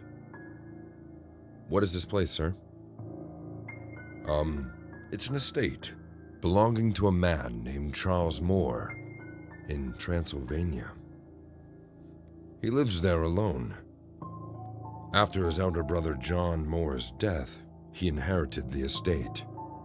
They have a small bungalow which happened to be John's residence, but no one goes there anymore. Not even Charles Moore. People claim the bungalow to be haunted. Why? What happened there? John Moore shot himself inside that bungalow. Locals say it is haunted by his spirit. I want you to write an article about it based on your own experience. So, are you up for it? Of course. Next week, on a sunny day, I finally started the journey. When I came out of the airport of Tigre-Mures, I saw a man standing at the gate. He came to me with a big smile on his face. He was dressed in a driver's costume. "Welcome, sir. Mr. Moore is waiting for you at the estate. Please, come with me." I got inside the car and lit a smoke. "What is your name, mister?" "I am Caraway, sir. You can address me as Caraway. Please be comfortable. We will reach Transylvania within 2 hours and 25 minutes, max." We were driving amidst the city, but I was waiting to witness the deep woods. As the dawn started to arrive, I could feel the chilly wind passing by. Caraway was right. It took nearly 2 hours to reach Transylvania. The entire setting and landscape took me to the Victorian age, when Gothic culture made its first impression. After traveling through winding roads surrounded by forest and mountains, we finally reached the castle. It already got dark by then. I looked at my watch and saw it was 5:30 p.m. But this was Transylvania, the land of mysteries, no doubt. A tall, bearded man was standing near the large wooden door of the castle. He was smoking a pipe. The fine smell of his fresh burning tobacco was roaming in the air. Caraway stopped the car right in front of him. I got down and the man came towards me to greet me. "Welcome, Mr. Smith. I am Charles Moore, the owner of the estate and your host." "It's an honor to be your guest, Mr. Moore. Please, call me Arnold." The castle grand was huge. The large hallways and corridors were filled with vast oil paintings and expensive antiques. I went to the living room with Charles. We sat down and another servant poured us wine. "The dinner will be served soon. I have arranged the guest bedroom for you to stay. Make yourself at home, Arnold." I thanked him for his hospitality. Due to the long journey, I was already feeling tired. I decided to go straight to my room after dinner and propose my ideas to Charles the next morning with a refreshed mind. I have never seen so many delicious dishes on a table before. The dining hall was enough to treat anyone like a king. Roasted pork, barbecue chicken, porridge, freshly baked bread, various kinds of salads, fish, and desserts, all that one can name, was served at the dinner. And each of them tasted heavenly. I was really hungry, so I ate all I could. Charles was an appreciator of good food too. He ate a lot as well. After dinner, I thanked him again for having me here and went to my room. The room is unique on its own. There was a soft white bed, a couch near the glass window that gave me a view of the hills. The fireplace kept the room warm enough. I changed into my pajamas and dived into the soft bed. Sleep rushed to my eyes without any hesitation. The next morning when I woke up, it took me some time to figure out I am not in my small, messy house. I got down and opened the windows of my room. The view of the steep valley, surrounded by tall mountains, dazzled my eyes. A servant came to inform me Charles is waiting for me at the lounge. They had served breakfast as well. When I went there, I saw Charles having tea and a cigar. "I hope you slept well, Arnold." "I slept amazing. This place is so calm and quiet, free from all the hustle and bustles of the city." "Can't agree more. But if you start living here, you might get paranoid of the silence. So, ask me whatever you want for your article." I munched on a buttered toast and said, "My first question is, what happened in that forest bungalow of yours? Is it haunted?" "Well, I haven't seen anything, but the locals say that they have heard heavy footsteps inside the bungalow at night, as if someone is residing there. After my brother's death, I have stopped going there. Monthly I visit that place to keep a check, but I always went in the mornings. Never felt the need to go there after sundown." If you don't mind me asking, Charles, how did your brother die?" "It's a sad accident. My brother John lost his mind before his death. I don't know the reason for it, but he became mentally unstable. I tried to take him to the doctor, but he locked himself up in that bungalow. He spent all his time there alone in those woods. One morning I sent Caraway to check on him, as he didn't come to visit me in a while. Caraway came back with the shocking news of his suicide. He shot himself 3 nights earlier, and none of us knew. He used to get so mad if anyone intruded in his life. We all had to give him his needed space. No one dared argue with him. He was a difficult man with a troubled mind. I still regret not being able to be there for him." "I'm sorry for making you relive those memories. My apologies." No, it's fine. I understand." "I wanted to ask for your permission, Charles." "My permission for what?" "I want to stay in that bungalow tonight. It will help me prepare for my article, you know. Only if you're okay with that." "Well, there's no reason for me not to let you stay there, because no harm took place in that bungalow till now." The matter got settled. I did a bit of sightseeing after breakfast. I had to reach the bungalow before dawn, as everyone is scared to step there after dark. Caraway and one other servant were keeping my briefcase and some arrangements in the car. It was offered by Charles Moore for dinner. I paid my gratitude and left for my thrilling adventure. I can assure you I got 10 times more thrill than I expected.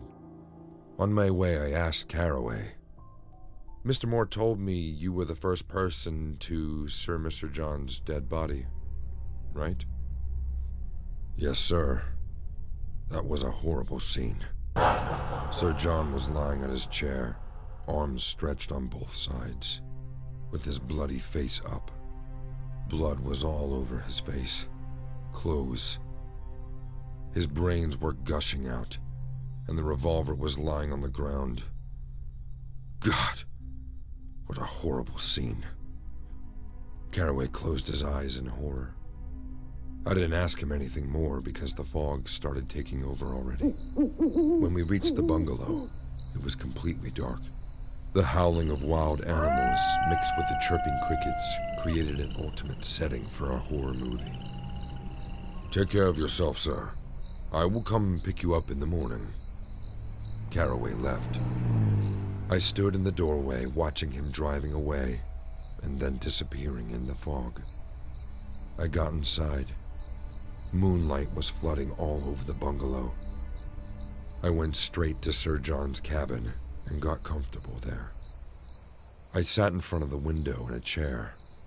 I could see the wide, dark valley and the clear night sky. I lit up a cigar, and in the flash of light, my eyes went to a table on the other side of the wall.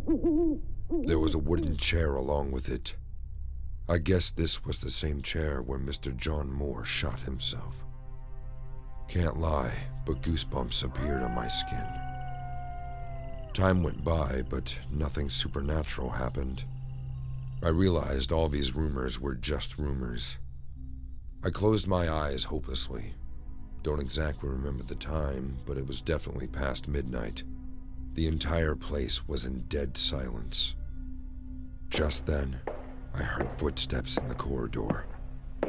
Someone was walking outside this room. I didn't turn on the light of this room, so the moonlight was my only way to see things around. The room door was slightly open. Suddenly, those footsteps started to come closer. Within a few seconds, I saw a man came near the door. I couldn't see his face. I asked, "Who's there?" "How dare you question me in my house?" "I'm sorry, Sir John. I didn't expect you would come." I was terrified, scared, but still, I kept my calm because I wanted to know the truth. I asked, "Why did you kill yourself? Were you disturbed regarding something, sir?" "I was sad in my life. I couldn't go on anymore. That's why I gave up." "This place where you are now, how is it?" "It's calm and quiet. I am happy here. I don't blame anyone for my... Oh, my God. Who is that?" I got up and walked towards the door, saying, "Charles, is that you? What are you doing?" But before I could complete my sentence, I saw Charles shivering, standing there. He was looking behind me, and his face was turning pale. I followed his eyes and saw a man with a smeared, bloody face standing near the window. His brains were gushing out. His left eye was hanging on his face. He spoke in a demonic voice. "You murderer. You liar. You drugged me for days and told people I was going mad. But you wanted the family wealth real fast, which is why you couldn't stop your greed. I'm sorry, John. I didn't mean to kill you. I agree. I made it look like suicide, but please forgive me. Please let me go." "No! That night, you sneaked into this cabin while I was unconscious with your pills. You placed me on the chair and shot me in the head. And then you wash off your crime. You made it look like a suicide. You bloody murderer. I was waiting for you to come here once. Who will save you now, Charles?"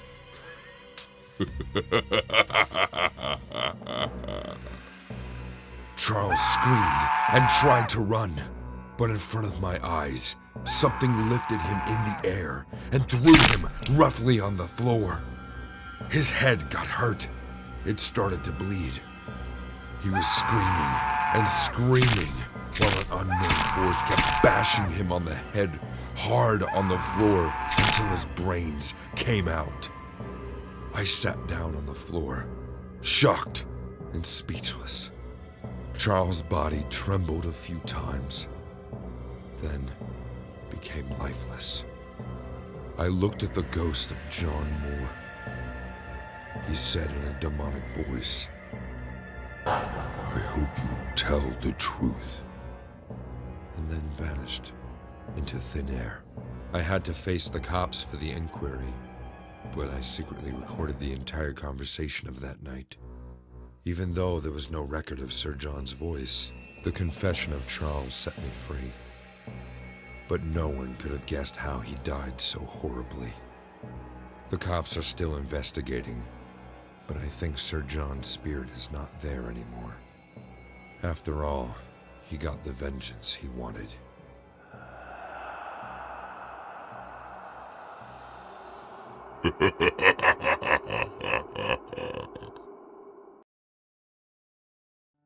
Yes, sir. I'll be there, sir. Yes, first thing in the morning. Chris disconnected the call and took a deep breath. What happened now? Martha asked. Chris finished the last layer of coffee and said in a serious voice, "A new case has come up. I gotta go investigate the matter. General's telling me that it's urgent." So, when are you leaving? Martha asked. Martha and Chris have been married for 4 years now. She is well aware of the word urgent when it comes from the General. Chris works with the SCP Foundation that operates dangerous creatures and contains them to save mankind. Martha knows it all, and that's why she never asks more than she should. She is well aware of these highly secretive projects. Chris smiled and said, "I'm glad I found you. No one would have understood me better than you." The next morning, Chris took the first flight. As soon as he reached the airport, he saw an official waiting for him near the exit gate. He knows the guy. His name is Charles. In the SCP Foundation, everyone is familiar with each other. "Welcome, sir. How was your flight?" "It was good. Tell me, Charles, how many students died in the last 4 days?" "2, sir. But we haven't managed to find their bodies because none of our people managed to reach the end of it." "I see. Did you seal the door?" "Absolutely, sir. Everyone in the university is already terrified." It should be. Chris got inside the car. Charles sat right next to him and gestured to the driver to begin. Long, winding mountain roads made the journey quite pleasant, but Chris was too worried to enjoy the view. "Did you interview the campus staff?" "No, sir. We were waiting for you only." "Okay. Once we reach, this will be our first job." "Yes, sir." No, there hasn't been any strike of a serial killer or abduction of any sort. The university of this area is going through a weird but intimidating danger. There have been incidents of people disappearing in the university building. So far, 2 students have disappeared, and surprisingly, both of them were last seen taking the abandoned basement stairs at the old building. Chris has come to investigate this mysterious staircase that people take and never return. This is so far the most unique phenomenon observed by the SCP Foundation. Students or any working person of the university are terrified to go to the old building, which is also the main building of the campus.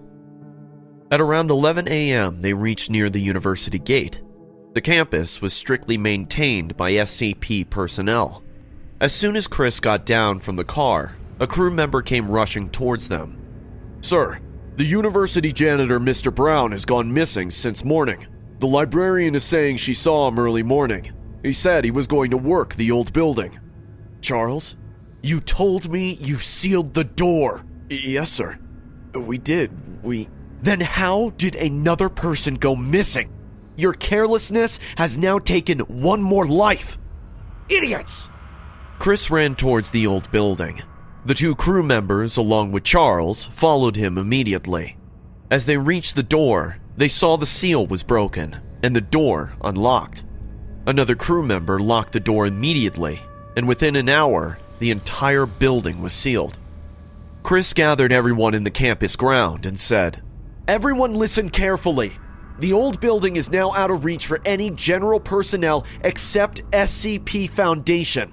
No one, I repeat, no one should go near that building without my permission. From tomorrow onwards, no one should be seen in this campus. All of your classes and sessions will be conducted in the new building. Your principal, Miss Rose, will share all the class details. Your life could be in danger if you do not listen and obey my instructions. It is extremely terrifying to imagine how 2 young students and a perfectly healthy man, Mr. Brown, disappeared near the basement staircase of the old building. I would like to conduct interviews with all the people who can offer useful information. Please step forward and help us find out what exactly happened with 3 people." The students started to walk towards the new building. "Charles, take me to the principal's office," Chris said. Miss Rose was sitting in her office with a frightened face. "May I come in?" Yes, please have a seat, Mr. Smith. You can call me Chris. Okay, Chris. You have to help me. The trustees are going mad over the student's mysterious disappearance. And now the janitor. I'm out of my mind. What the hell is going on here? If you want us to help you, you're gonna have to calm down and tell me everything you know about this staircase. Miss Rose drank water from the glass and took a deep breath and said, What do you want to know? How long has this old building been in use? Chris asked. The old building was closed for the last 10 years. We were using the new building only, but due to the increased number of students, the trustees decided to renovate the old building and shift some classes there. It's been 3 months since we started using that building. Everything was going fine. I don't know how this all started. Miss Rose's face was filled with tension and worry. Who uses the basement area? Chris said. Miss Rose took a pause to think, and then said, Actually, no one uses the basement. In fact, no one exactly knows how the basement looks. None of us have been there since it was renovated. The door was locked for a long time. Even during the renovation, it was out of use as well. One day the elevator was out of order, so the electrician came to check it, but the guy thought the elevator setup was located in the basement, so he broke the lock on the door. But before he could enter, he'd been informed that the elevator room was at the top of the building, so he never went there, but the door was unlocked. I see, Chris replied. He looked at Charles and said, Let's go talk to the others. Miss Rose, I will try my best, but until we discover what lurks down there, please tell people to stay out of that place. I will contact you with more information later. Chris got up and left the room. There were 6 to 7 workers standing at the corridor. The crew members were talking to them. Chris was thinking to start the interview when suddenly his eyes went to the end of the corridor. The elevator was at the end of the corridor, and a huge yellow plate was hung on it, reading out of order. Charles, was the elevator out of order those days as well? Which day, sir? The day the 2 students went missing. Yes, I believe you're right. The elevator was out of order on both days, and today it's out of order again. Chris overheard 2 workers saying, I'm sure they heard the child crying. That's why they followed. Hey, you, come here. A lean, average-height boy, dressed as the cleaning guy, came to Chris with a scared face. What were you saying about the child crying? Chris asked. The boy said a dead child haunts the basement staircase. Whenever the elevator is out of order, the child starts crying. People eventually take the staircase when the lift isn't working, but very few people know that the basement staircase is abandoned and there's no use of it. But once you step inside to follow the child's cry, you are doomed. The more you go down, the louder the cry gets. You never reach the end, and you never come out again. Prepare the crew members. They'll be going in now. I want to know what's at the end of that staircase, Chris said. 2 crew members went inside the staircase wearing helmets. They were being tied to ropes so that the others could pull them out immediately if anything went wrong. Night vision cameras were fit onto the helmet to capture video recordings. They entered the basement, and the camera started recording. Go on. Keep going. What is that, sir? Chris looked at the camera closely.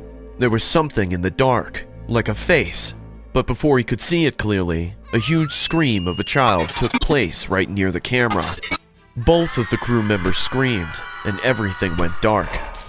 When they pulled out the ropes, they only found half the bodies of both of the crew members. It seemed half of their body was sliced by someone in there. The SCP Foundation is still trying to discover the mystery behind the staircase. They won't rest until they find it out. They have named it SCP-087, the Stairway. But Chris received the shock of his life after restoring the footage. Here, we are sharing the same footage with you. Take a look, if you dare.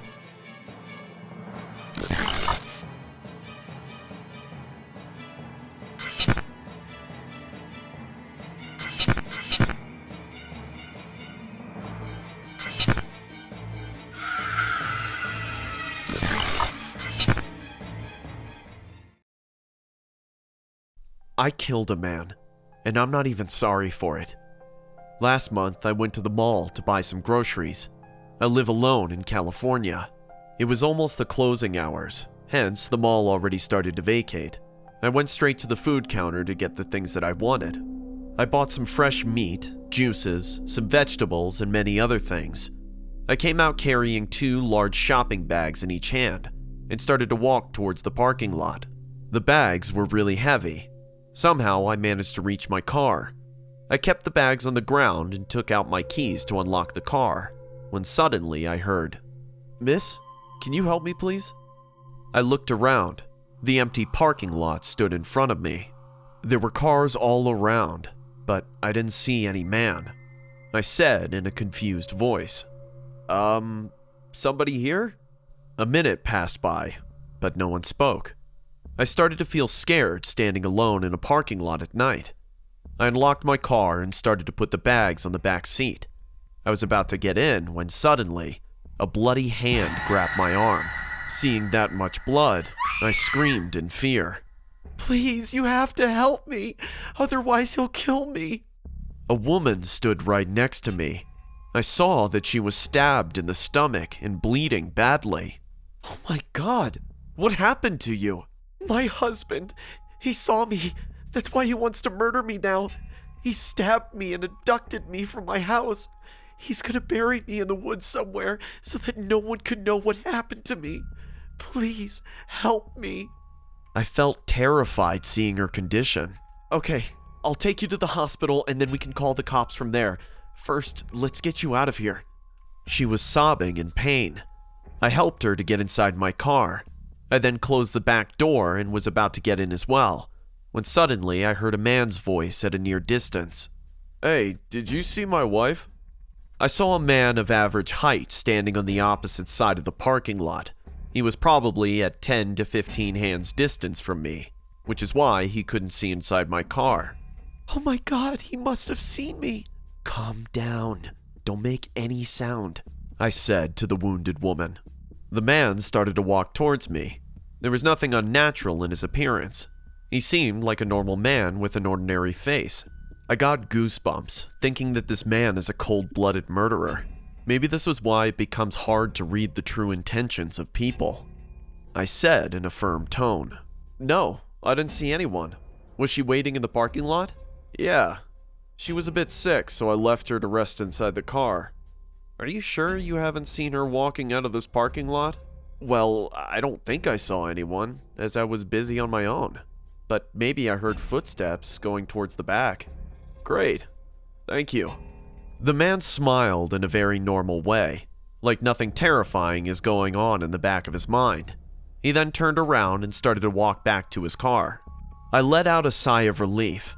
Finally, I could take this woman to the hospital and also get this freak arrested for what he did to this poor woman. I got inside and closed the door. I was about to start the engine, just when a phone started to go off. Oh my God, it's him. He's calling me. I saw that the guy was now calling her. Without wasting a single second more, I started the car engine, and I heard a loud yell. "Stop, you bitch! Stop the damn car!" He had seen us. He knows his wife is now with me. I pressed hard on the accelerator, and making a creaking noise, my car started to move ahead. I looked to my left and saw the man was now running towards my car at full speed. I knew he was trying to stop me, and if he managed to do so, he would kill both of us and bury our bodies in the woods. My car was standing in the middle of the parking lot. It'll take us 5 to 7 minutes more to make it to the exit of the parking lot. The man was now running towards my window and constantly yelling, "Stop the car, you bitch! Stop it now!" But I didn't stop. I was unable to increase the speed because if I drove too fast, there's a huge chance that I might miss the left turn leading to the exit while bashing my car at the wall near the exit door. The man caught up with the speed of the car eventually and jumped on it. He landed hard on my car bonnet, making a huge thud. The woman and I both screamed at the top of our lungs. This man was devil incarnate. He grabbed onto my car wipers, balancing his body on the bonnet. "Stop! Stop, I said! Trust me, whatever she told you is a lie! My wife is sick! Stop the car now!" There's no way I'm gonna let you murder her. Once we go to the cops, you will rot in jail forever. I don't know what triggered inside the man, but he crawled up and started to punch the windshield of my car with full strength. He was punching the glass and screaming like a maniac. I want my wife! Let her go! Stop this car, you bitch! I was freaked out, and the woman was sobbing in the back seat. Please don't let him touch me. He'll kill me. Please, God, help us. Her loud, terrified cry mixed with the man's animalistic grunt and constant punch on the glass stopped my brain to function properly. I couldn't take it anymore, and I missed the turn near the exit, making the car bash onto the wall. I screamed as I saw the wall in close distance. The car headlights hit real hard, shattering into pieces. My head slammed into the steering wheel, making me bleed terribly, and the view in front of my eyes went black. But before passing out, I saw with my blurry vision that my windshield was all red. I woke up in the hospital the next morning. How are you feeling now? A voice said. A doctor was standing next to my bed. There was a nurse with him too. I felt a throbbing pain on my head and realized bandages were tied to my head. What happened to me? I said in a low voice. You had a huge accident last night, ma'am, but you don't need to worry. Everything's under control now. I stayed in the hospital for a week more. I came to know that the wounded woman I took in my car had suffered huge blood loss, but she's recovering as well. The man, on the other hand, who tried to stop my car by jumping on my bonnet, was smashed to the wall. A security camera captured the footage of the car hitting the wall and the guy's brains getting bashed, splattering blood all over the windshield of the car. The cops found my car in the parking lot when the security informed 911 about the bizarre incident they saw in their CCTV camera. The guy was dead. I killed him even though it was accidental. I could have been rotting in jail if that woman died as well, but luckily she gave her confession to the cops. She said how her husband was dealing with drugs and selling them to young boys and girls. That night she had a huge fight and threatened her husband to stop this crime or she will inform the cops about him. That's when the man picked up the kitchen knife and stabbed her in the stomach deep. She fainted on the floor out of pain, and the man placed her into his car to get rid of the body. But he needed to buy cleaning bleach and stuff to stop the blood flow. Maybe he thought the bloodstains could get him caught, so he parked the car in the mall parking lot and went to pick up things to wash off this crime. I'm glad I could save this woman's life. I've been released at being not guilty, as the camera captured everything that happened in the parking lot. The cops saw how the man jumped on my car and started damaging it to stop it. I have to live with this thought that I killed someone, not intentionally, but I did. And even if that makes me feel upset, I know there was no other way, and I'm trying not to blame myself either. I did what I had to do. The thunderstorm was loud enough to make the window pane shake, as if it was an earthquake. It was 3 o'clock in the morning, and the sound of howling wind had kept me awake all through the night. Not that I had any clue why I wasn't able to get sleep, but it could be the memories of the last thunderstorm that happened a month ago. Every time a thunderstorm happened, the aching memory of that horrid night was brought back and made me miserable. That night, I underwent the most bone-chilling experience of my life. It was the same hours late at night. I was sleeping alone when I heard a loud thud, and it was from under the bed. I heard someone chuckle and the words, "We'll laugh and we'll play," echoed throughout my room. There was definitely someone under my bed, but I couldn't muster up the courage to step down and see whatever it was. But I didn't have to. With a momentary pause, an object started to float above my bed. Along with it was a hand. As the lightning struck, I could see vividly. It was a cleaver knife and my reflection in it, and the hand covered in clothes similar to that of a clown. Or was it a clown itself? I was about to find out when another lightning hit the light through my window, and the hideous creature that most called clown appeared in front of me. To me, clowns were never a person who could make me laugh. On the contrary, they would always horrify me to my core. And then there was one standing right in front of me with a knife. I couldn't move, and I didn't want to. I was so scared that I couldn't even mouth the words help, let alone scream for help. But to my surprise, he turned around, opened the window, and went out into the front yard. I gathered enough strength to go and quickly stand by the window and close it immediately. I saw him facing towards my neighbor's house, and then he disappeared. The next day, I woke up to the news that my neighbor committed suicide with a cleaver knife. No, it couldn't be happening. I thought to myself. It wasn't a nightmare after all. But how do I explain it to my parents? To the police? They would never believe a 10-year-old who fears clowns. I was shivering. What was going on? I ran towards my mom and hugged her by her waist. Mom, I need to tell you something. It's very important. Tears were rolling down my cheeks. She calmed me down and seated me on the sofa. What happened, Alicia? You can tell me. I told her everything that happened last night. At first, she was shocked, but then she appeared very calm and said, Alicia, sweetie, you are a very brave girl. I'm really sorry you found out about the neighbor. We were honestly planning not to tell you. There are chances that what happened last night was a complete nightmare. Sweetie, you have always feared clowns. Sometimes the thing we fear most comes to us in the form of nightmares. I knew it. I knew she wouldn't trust me and call it fiction. But it wasn't. Or maybe she was correct. Lately, I and Annie, my younger sister, had been watching many shows on television. The clown must have appeared on one episode, and I must have picked that up. Later that evening, Annie and I were sitting in the lounge. It was our time to watch TV, and Mom had gone to get the essentials for security. As I was turning the channel, a show came on. The title of the show bombarded the TV screen stating Bobble the Clown. My heart leaped. A second into the title, I saw the very clown appear on the TV screen. I snapped and fell unconscious. I woke up to my mom grabbing Annie. I could feel the sheer pain as if I had been stung by 1,000 bees on my legs. Annie was screaming a series of nonsensical questions, and my mom was trying to calm her down. As I gained some consciousness, I could see both my legs were bruised very badly. Annie was holding the pencil that had blood, and I jumped on the sofa at the sight of blood. My legs were sore and I couldn't move properly. I was crying and I saw my dad come through the door and pick me up. I was soon taken to the hospital, too much in pain and not being able to walk for a few days. I was dismayed.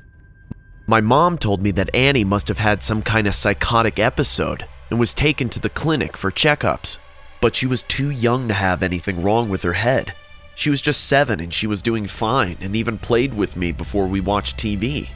Mom said Annie wasn't allowed to play with me for a few weeks. 3 weeks later from this incident, I finally met her. I couldn't keep in my joy and ran to hug her.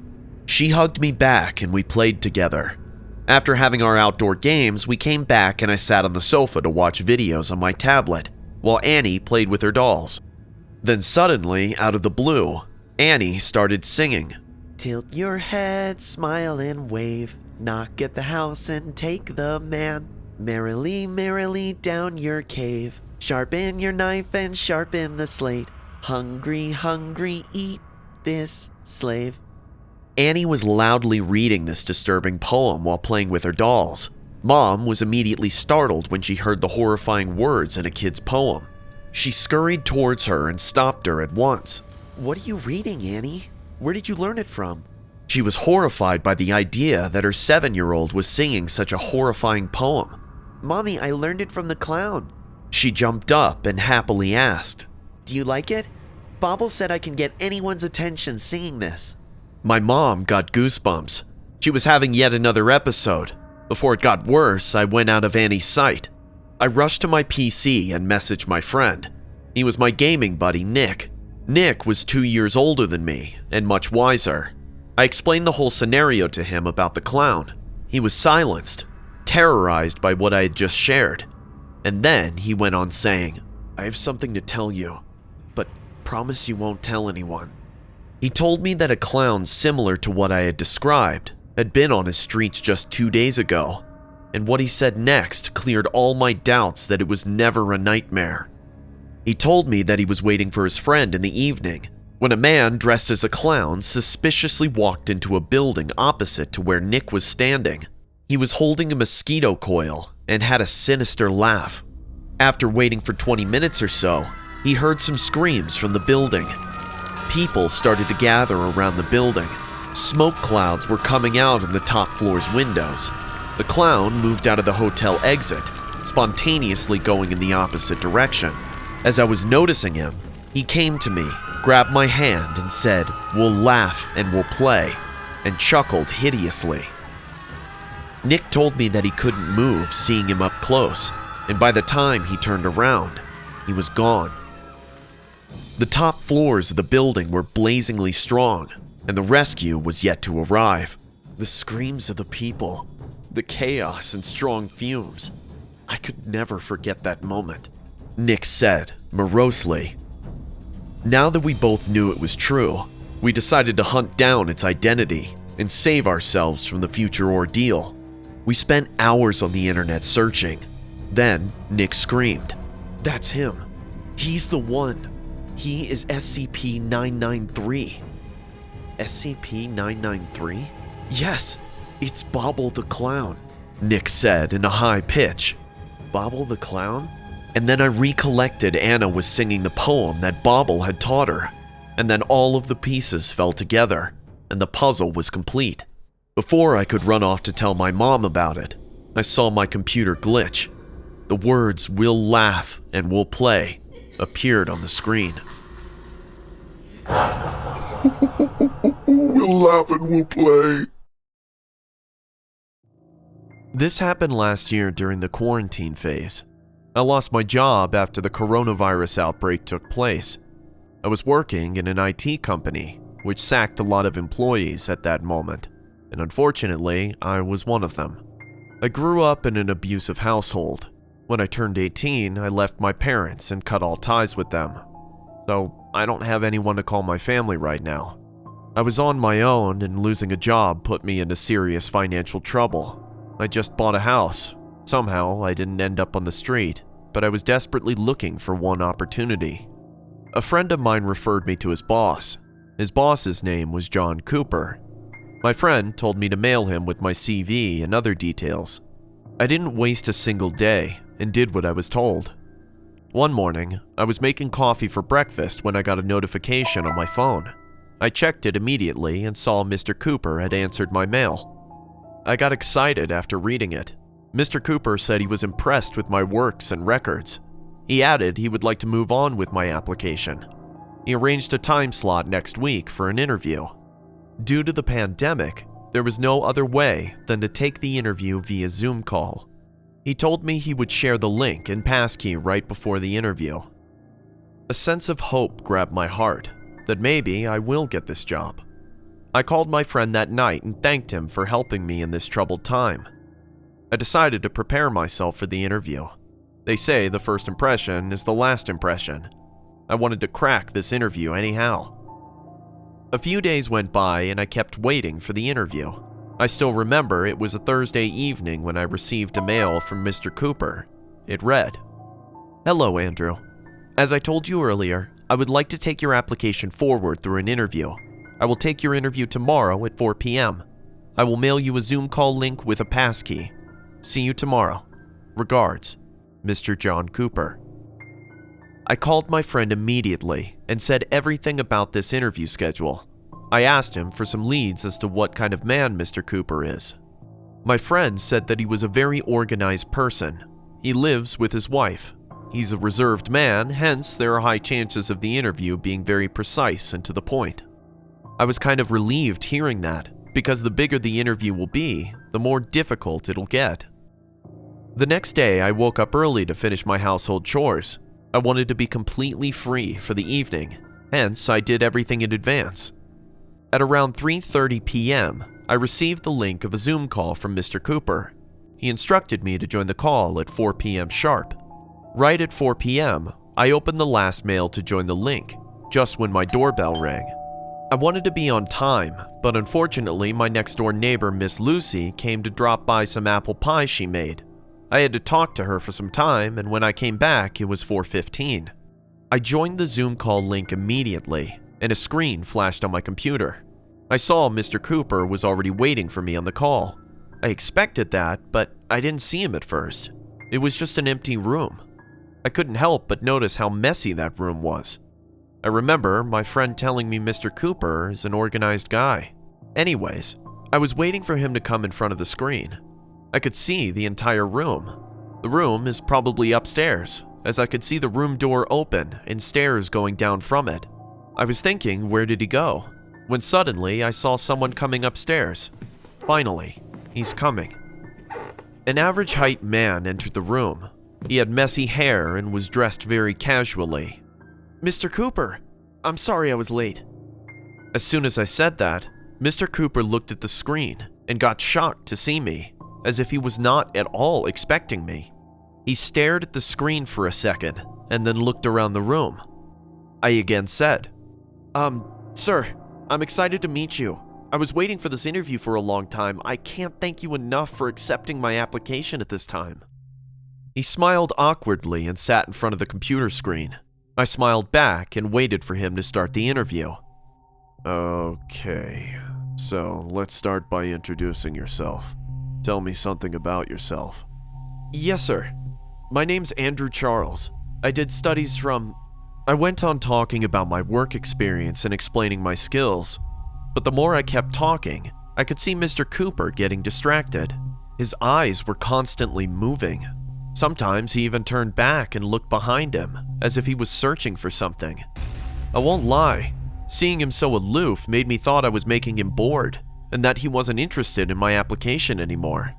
That's all about myself, sir, I said, to draw his attention back to the interview. Oh, right. Impressive, Andrew. The thing is, I have a few issues to deal with. My wife is not feeling well today.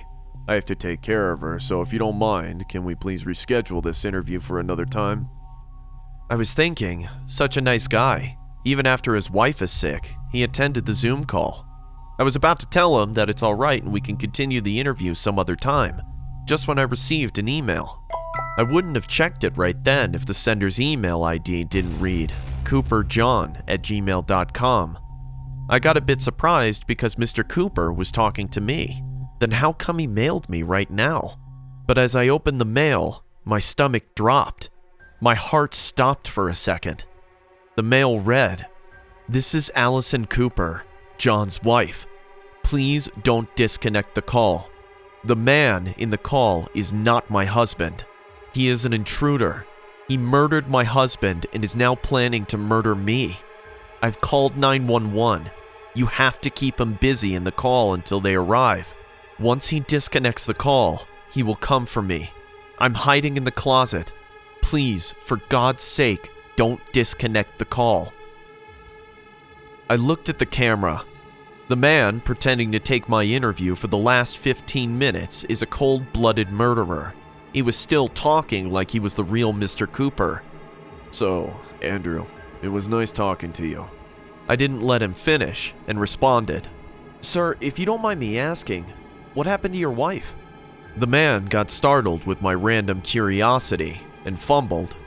Well, she was feeling sick since this morning. I think she has a fever. I should go take care of her. Sir, is the fever occurring in intervals? I mean, you know there's a pandemic going on. You two should be careful. Yeah, I know. Thanks for your concern. I better go now. Sir, if you could tell me when you're planning to reschedule the interview, it'll be good for me to prepare for it. I could tell he was getting irritated now. Well, I'll let you know. I will text you the day and time of the interview soon. But sir, you don't even have my number. Why not give me your number so I can drop you a message for you to contact me back? Please tell me. I'm telling you, my wife is sick, and all you care about is an interview? I knew I wouldn't be able to hold this man for longer now. I was praying to God that please make the cops come soon. But he suddenly looked back. There was a closet on the other side of the room. He rushed towards the closet and opened the door in one go. I see what's going on here. You're trying to tangle me in your gibberish so that you can help her escape, huh? Mrs. Cooper screamed at the top of her lungs. Don't you dare hurt her, you freak! I screamed. Or what? What will you do, Andrew? Will you crawl into this room through the Zoom call to save her, huh? You sick psycho! You let this poor woman go immediately! You can't save her, Andrew. Now, you'll watch her die. No! No! Freeze! Police! Leave the lady or we will shoot you right now! The cops arrested the killer. He gave me one last ferocious look before the cops took him downstairs. Mrs. Cooper told them everything about the killer and how I helped in saving her life. I'm glad that even though I was sitting in some other corner of the world, I could reach out to help someone. I still can't imagine what would have happened if I ignored the mail and disconnected the Zoom call without reading it at that moment. You're late, Daniel, Dr. Buchanan said. Daniel stood outside the lab with an awkward face. He just joined the Foundation as a trainee. It won't happen next time, Dr. Buchanan. Huh, it better not. Dr. Buchanan gave Daniel a warning stare and began his demonstration. Daniel on the second last table of the lab. Everyone was listening to Dr. Buchanan attentively, but Daniel was very distracted today. He looked outside the window. The deep woods and tall mountains make him feel too far from home. This secret foundation has chosen a real secluded spot for its research and experiments. People here are always living in high alert mode. One wrong step and death will be your end. This high-profile yet secretive foundation has managed to contain evil in its actual mean. There were many more cases of violence and death caused by the creature residing in this very foundation. God knows what will happen if any of them sets free. No doubt, it was too much for Daniel to take in just one night.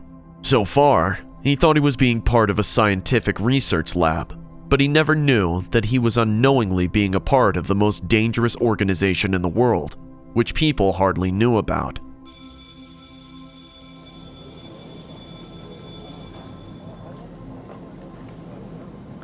I hope you started on your research paper, Daniel.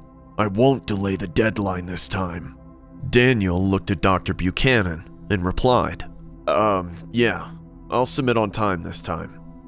Among every people here, Dr. Buchanan is the most difficult one to impress. Daniel has a gut feeling that this man hates him. Daniel came out of the lab. Miranda was standing in the hallway, talking to some other colleagues. She almost rushed towards Daniel and said, "Where were you? You were supposed to meet me in the morning." Daniel had completely forgot. Oh, I'm sorry, Miranda, I forgot. I'm a bit distracted since last night. Why? Is everything okay? Are you all right? Yeah, I'm fine. Just the pressure of work, I guess. Daniel said, giving a fake smile. Miranda guessed something was off with him today. She tried to cheer him up, saying, "Come on, let's go to the cafeteria. I'm extremely hungry." Both of them started to walk towards the cafeteria. Daniel was walking quietly, while Miranda kept talking. Suddenly, Daniel said in a hesitant voice, "Did you know this place holds lots of dark secrets?" Come on, Daniel. This is a scientific research facility. Science will always have its dark secrets. Daniel replied, No, that's not what I'm trying to say. You do know that this foundation has contained many dangerous specimens that can demolish humanity, right? Miranda looked around and said, "Did you know that today a new specimen is going to arrive? I've heard it's so violent and dangerous. They'll be bringing it here during midnight." "What kind of specimen?" SCP-173. "What kind of specimen is that?" "You'll find everything in the database. You do know how to hack it, right?" Miranda laughed and walked into the cafeteria. Did she just tell me to hack the system? Daniel thought to himself. Everyone was busy having lunch. Daniel realized that this was the ideal time. He quickly walked towards the computer lab. There were only 2 people in the lab, and they were sitting at some distance. Daniel sat in front of a computer and started to hack the database. After 20 minutes, he managed to step inside the database. Everything this facility owns has a record in this database. Daniel searched SCP-173. A page opened with a bizarre image. SCP-173 looked like a huge sculpture, but with a distorted face. The first paragraph about this specimen read, "Item, SCP-173 is to be kept in a locked container at all times. When personnel must enter SCP-173's container, no fewer than 3 may enter at any time, and the door is to be relocked behind them. At all times, 2 persons must maintain direct eye contact with SCP-173 until all personnel have vacated and relocked the container." An immediate question popped into Daniel's mind. What happens when eye contact has been broken with SCP-173? But the last paragraph answered his question immediately. It read, "Line of sight must not be broken at any time with SCP-173. Personnel assigned to enter the container are instructed to alert one another before blinking. The object is reported to attack by snapping the neck at the base of the skull, or by strangulation." My God, what is this Foundation up to? The entire day, Daniel kept thinking about SCP-173. He was terrified with his description, but at the same time, he was feeling curious as well. 2 days went by, and Daniel kept roaming around the facility. He knew SCP-173 is here now. The tight security of the facility is signifying that only. Dr. Buchanan came to class late that day. Everyone was submitting their research paper, just when Daniel noticed he had forgotten his file at home. He walked up to Dr. Buchanan and said, "Hey, I forgot my file at home. Can I submit it tomorrow?" "You think I'm stupid, Daniel. I told you I am not going to extend the deadline this time." "But I'm not asking you to extend the deadline. I've already finished it, I just forgot it at home. I'll submit it tomorrow." But Dr. Buchanan didn't listen to Daniel's words. He struck some points from Daniel's performance chart and said, "The more it will take you to submit the file, the more points you will lose, Daniel. Rules are rules." Daniel came out of the class with a furious face. Dr. Buchanan wanted to punish him for no reason. This guy is always looking for ways to make Daniel's life complicated. Anger brings vengeance, and this is what led Daniel to become someone that he is not. That evening, before leaving the facility, Daniel hacked the database one more time. He found out SCP-173 was kept in the second basement, and Dr. Buchanan is in charge of its containment. He came home, took a shower, and made his master plan. It's time to teach Buchanan a lesson. Around midnight, Daniel started from his house. He reached the facility and very carefully and silently snuck into basement 2. He stood in front of the corridor and saw 2 security guards standing outside the containment cell of SCP-173. The security room stood on his left. Another guy was sitting in the room and watching SCP-173. Daniel tiptoed inside, and before the guy could turn around, he knocked him out. He noticed SCP-173 moving around the cell. The creature was standing near the door and secretly waiting for a single chance to get out and set free. He called Dr. Buchanan from the security room and said, "Hurry up, doctor. You must come soon. SCP-173 is showing new signs in its behavior. The security has entered its cell and maintaining eye contact. You must hurry up now," and disconnected the call. Daniel then dressed in a lab coat and wore a protective mask to hide his face. He then walked to the security guard standing outside and said, "You can all be released now. Dr. Buchanan will be here with his team. We're going to run some experiments on SCP-173. The guards looked at each other in suspicion. "If you want, you can confirm by calling Dr. Buchanan yourself," Daniel said. One of the guards dialed Dr. Buchanan's number. "Hello, Dr. Buchanan. Are you coming?" Dr. Buchanan replied in an excited tone. Yes, I am almost near the facility." The guards then walked away, leaving Daniel in front of the containment cell alone. Daniel's plan worked out. All he had to do now was wait for Buchanan to arrive. After 5 minutes, Dr. Buchanan came rushing down the corridor. "Where is everyone?" he asked. Daniel replied in a serious voice. "Everyone is waiting for you inside, Doctor. Would you like to go in?" Dr. Buchanan replied. "Okay, but how many people are keeping eye contact with SCP-173? Daniel replied. 3 personnel are there already. You will be the 4th one to enter. Dr. Buchanan was so excited that he forgot to ask for ID proof or any detail of the man telling him all this. He had no idea what was waiting for him inside the door. "Come on, Doctor. Everyone is waiting for you inside," Daniel said in the same fake voice. Dr. Buchanan opened the containment cell with his key. It's a rule to lock the containment cell, even if there are people inside. Under no circumstances, these creatures can be left unlocked. Without a single doubt, Dr. Buchanan opened the door and quickly stepped in. Daniel didn't waste a single second, as he saw the sculpture running at Dr. Buchanan in full speed. "But you said... Oh my God, where is everyone? Open the door! Open!" Dr. Buchanan didn't have to wait longer.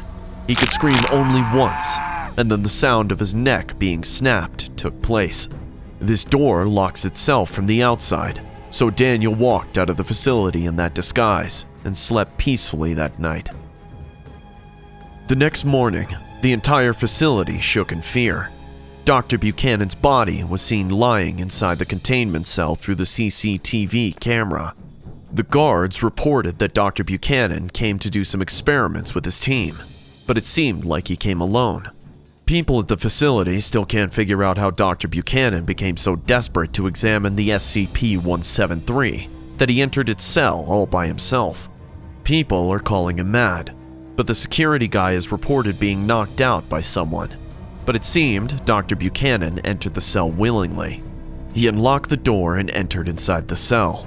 The key was in his pocket the entire time. Then what exactly happened to him?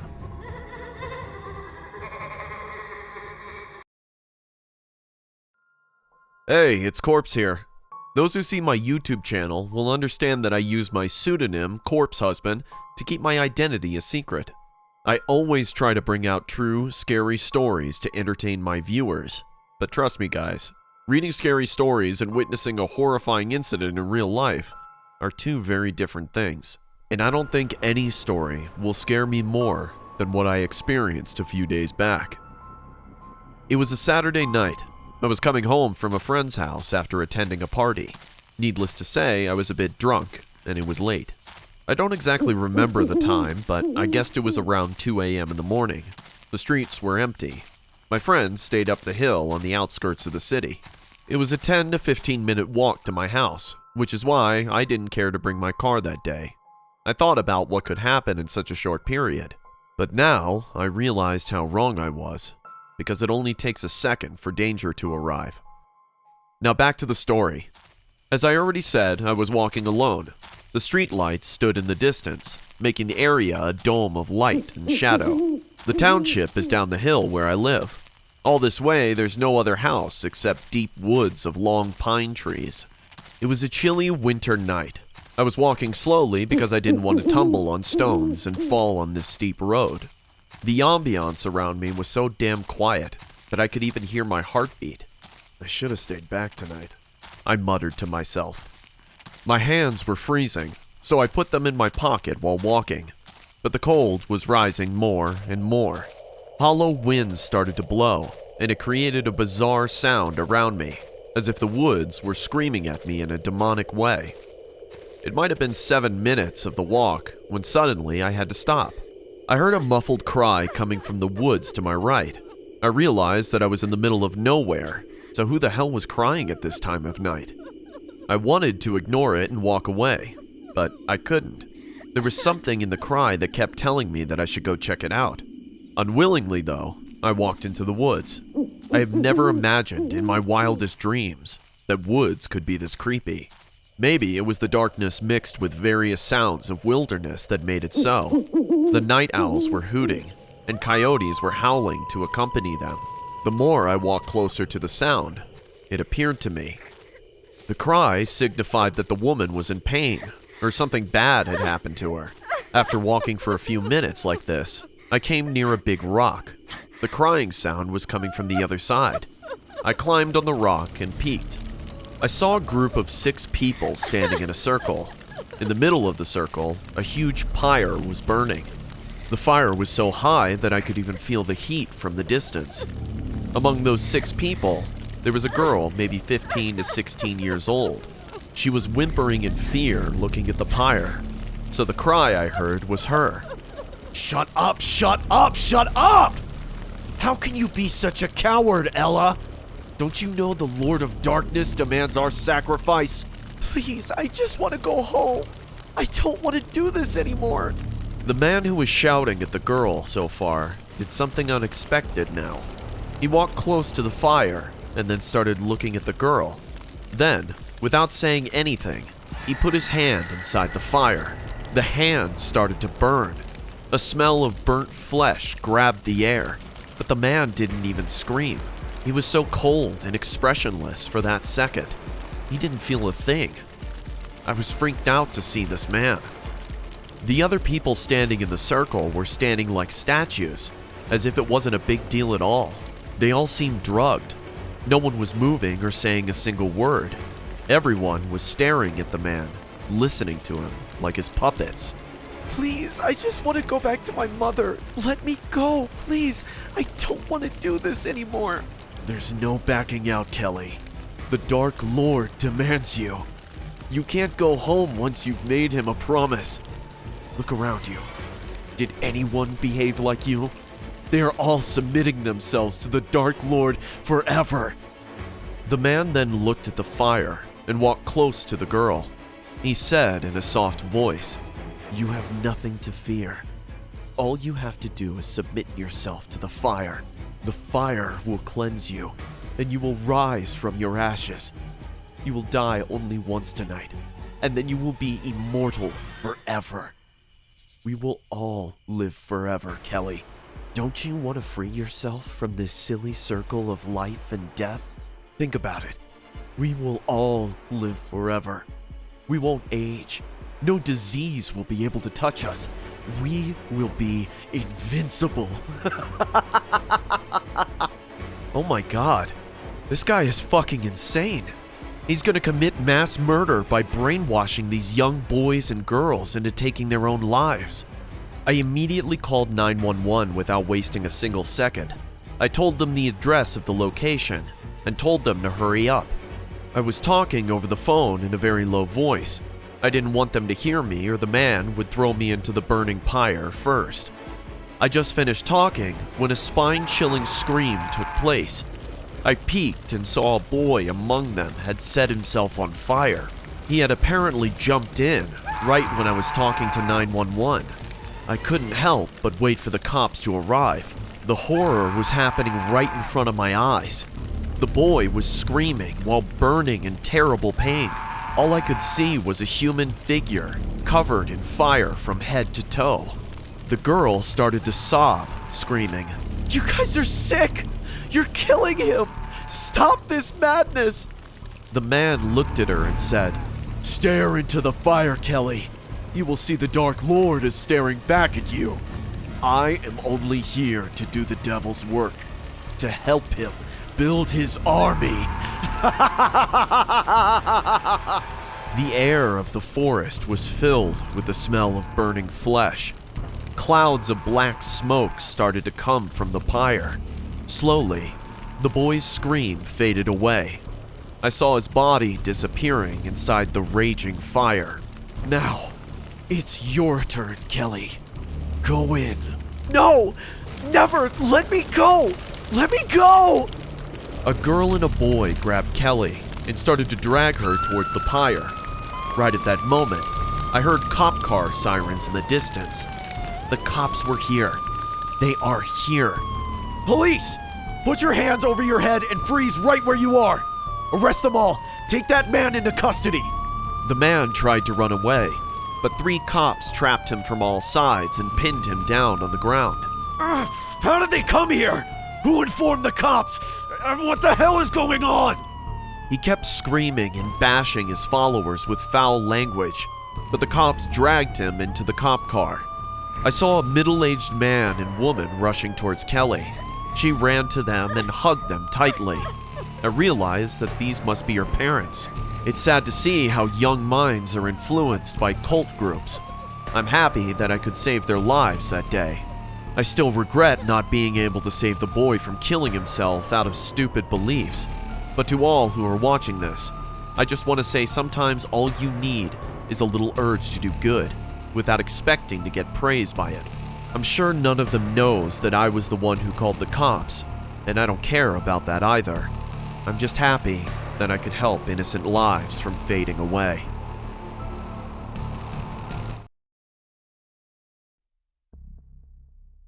I recently removed my OnlyFans account. Sometimes in life, one incident can change everything. That's exactly what happened to me. I am still trying to recover from it, hence, I hope you all will be supportive of me. I am Emily, currently 20 years old. My dad lives with my stepmom now. I often see them during holidays. When I was 15, my mother died of cancer. My stepmom wasn't quite fond of me, so as soon as I turned 18, I moved out. I wanted to make a living on my own, thus I took a job in a beauty salon. The beauty salon didn't pay much and I needed more money to survive on my own. One of my coworkers named Lucy told me about this site OnlyFans. I heard people saying this is an adult site and has risks of its own, but I was young, hence stupid. I opened an account by using my real name, that is Julie Mendez. As I checked out other accounts, I realized this is an easy way to earn a lot of money. All you have to do is show some skin. I did shy off at first. With time, I started to take pictures of myself wearing beautiful clothes. I didn't hesitate to reveal my face as well. In a month or two, lots of men started to subscribe to my account. I got lots of compliments. Some of them even agreed to pay me $50, $60 for my one intimate picture. I didn't think much because the money was good and all I had to do was post a picture or chat with them. I didn't tell my parents about this because, obviously, I didn't want them to know. I knew they wouldn't understand and my dad will get very angry at me. Days passed and my fan base grew. One night, after coming home from work, I changed into my nightgown and decided to click some pictures. I live in a one-storied small wooden house. I stood in front of the mirror of my bedroom when my eyes went to the streets. There's a big window in my room. I saw a truck was parked on the sidewalk adjacent to my house, and a man was sitting in the driver's seat and watching me. He has big, creepy eyes. I could see a grin on his face.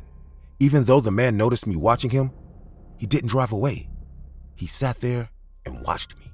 I ignored him, thinking he will leave soon, but every time I clicked a picture and looked at his truck, I saw him watching me with hungry eyes. His stare freaked me out. At a point, I walked towards the window and closed the curtains. I turned off my room light and waited to hear his truck drive away. The man waited for a few minutes and then finally started the engine. I heard the sound of him leaving. The next morning when I woke up, I got a weird comment from a fan named Boris. He commented on one of my pictures from last night. "You don't have to hide from me. I anyway watch you here." Okay, so this is the same guy from last night. God knows how he got my address. Fucking creep, I said to myself. But there are people like this everywhere, so I didn't pay much attention. Also, he was a subscribed fan and he too paid for my contents often. One day I was driving home from work.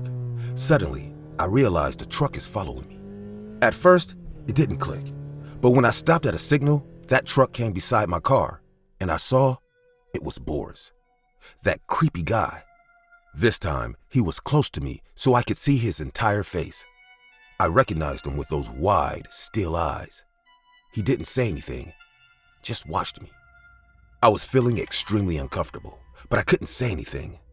I was only waiting for the signal to go off and drive away as fast as possible. My car windows were already up. The signal was just about to change when Boris made a weird sound with his mouth like the way we call a dog. I looked at him immediately and he spat on my car window. I went into shock thinking, what just happened? And he drove away. The entire night, I cried till I fell asleep. I wanted to go to the cops, but I feared my dad would come to know about this. I removed my account and quit OnlyFans immediately. I wanted this freak to leave me alone. When I didn't go to work for 2 to 3 days, Lucy came to see me. "What happened, Julia? Is everything all right?" I couldn't keep it in anymore. I broke into tears and told Lucy how this creepy guy stalks me wherever I go. Lucy calmed me down and said, "Why don't you tell your parents to come and stay with you for a while?" I thought this can be a good idea. My dad came next week. After a lot of hesitation, I sat down with him and told him about this creepy guy and all the other details. He was pissed at me for opting to such a way for earning money, but moreover, he was relieved that I was safe. We decided to go to the cops first thing in the morning. But that night, something happened that ruined my life forever. It was around 11:30. I was sleeping in my room and my father was watching a football game in the living room. I have always been a light sleeper. I could hear the low volume of the TV, but suddenly another sound added to it. A clicking sound on the glass window of my room. I got up slowly. This jerk must have returned, I thought to myself. I decided to trap him this time, so I went slowly towards the window without making any sound. I just thought to peek outside and make sure he's there so that I can immediately call the cops and get him arrested right then. I didn't want him to see me, so I crouched on the floor and crawled to the window. I moved the curtain just a little bit to fit my eyes on the window. As soon as I placed my eyes on the window, I saw another pair of eyes already stuck on the glass.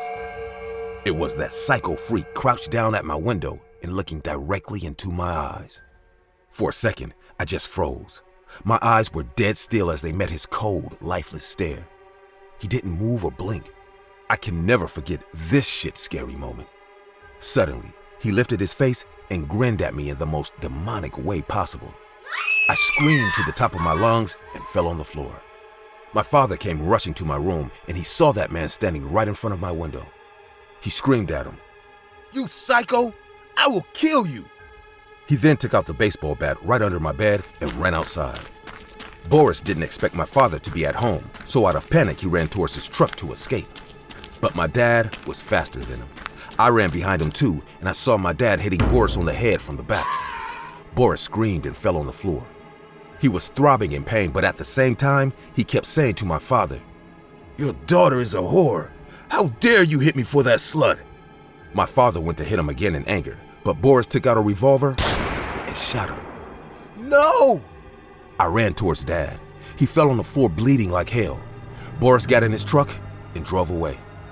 My neighbors came out hearing the gunshot. They took my father to the hospital. I called the cops and told them everything while sobbing in fear. The cops arrested Boris within 2 days. My dad recovered in the hospital. Thankfully, the bullet went through his shoulder and not his heart. Otherwise, he would have been dead. Many members of my family rebuked me for bringing all this on my father. My stepmom cut all ties with me and took my father back to California. She doesn't let me talk to him anymore. She said it would have been better if Boris shot me instead of my father. I know I made a mistake for trusting a risky site to earn money.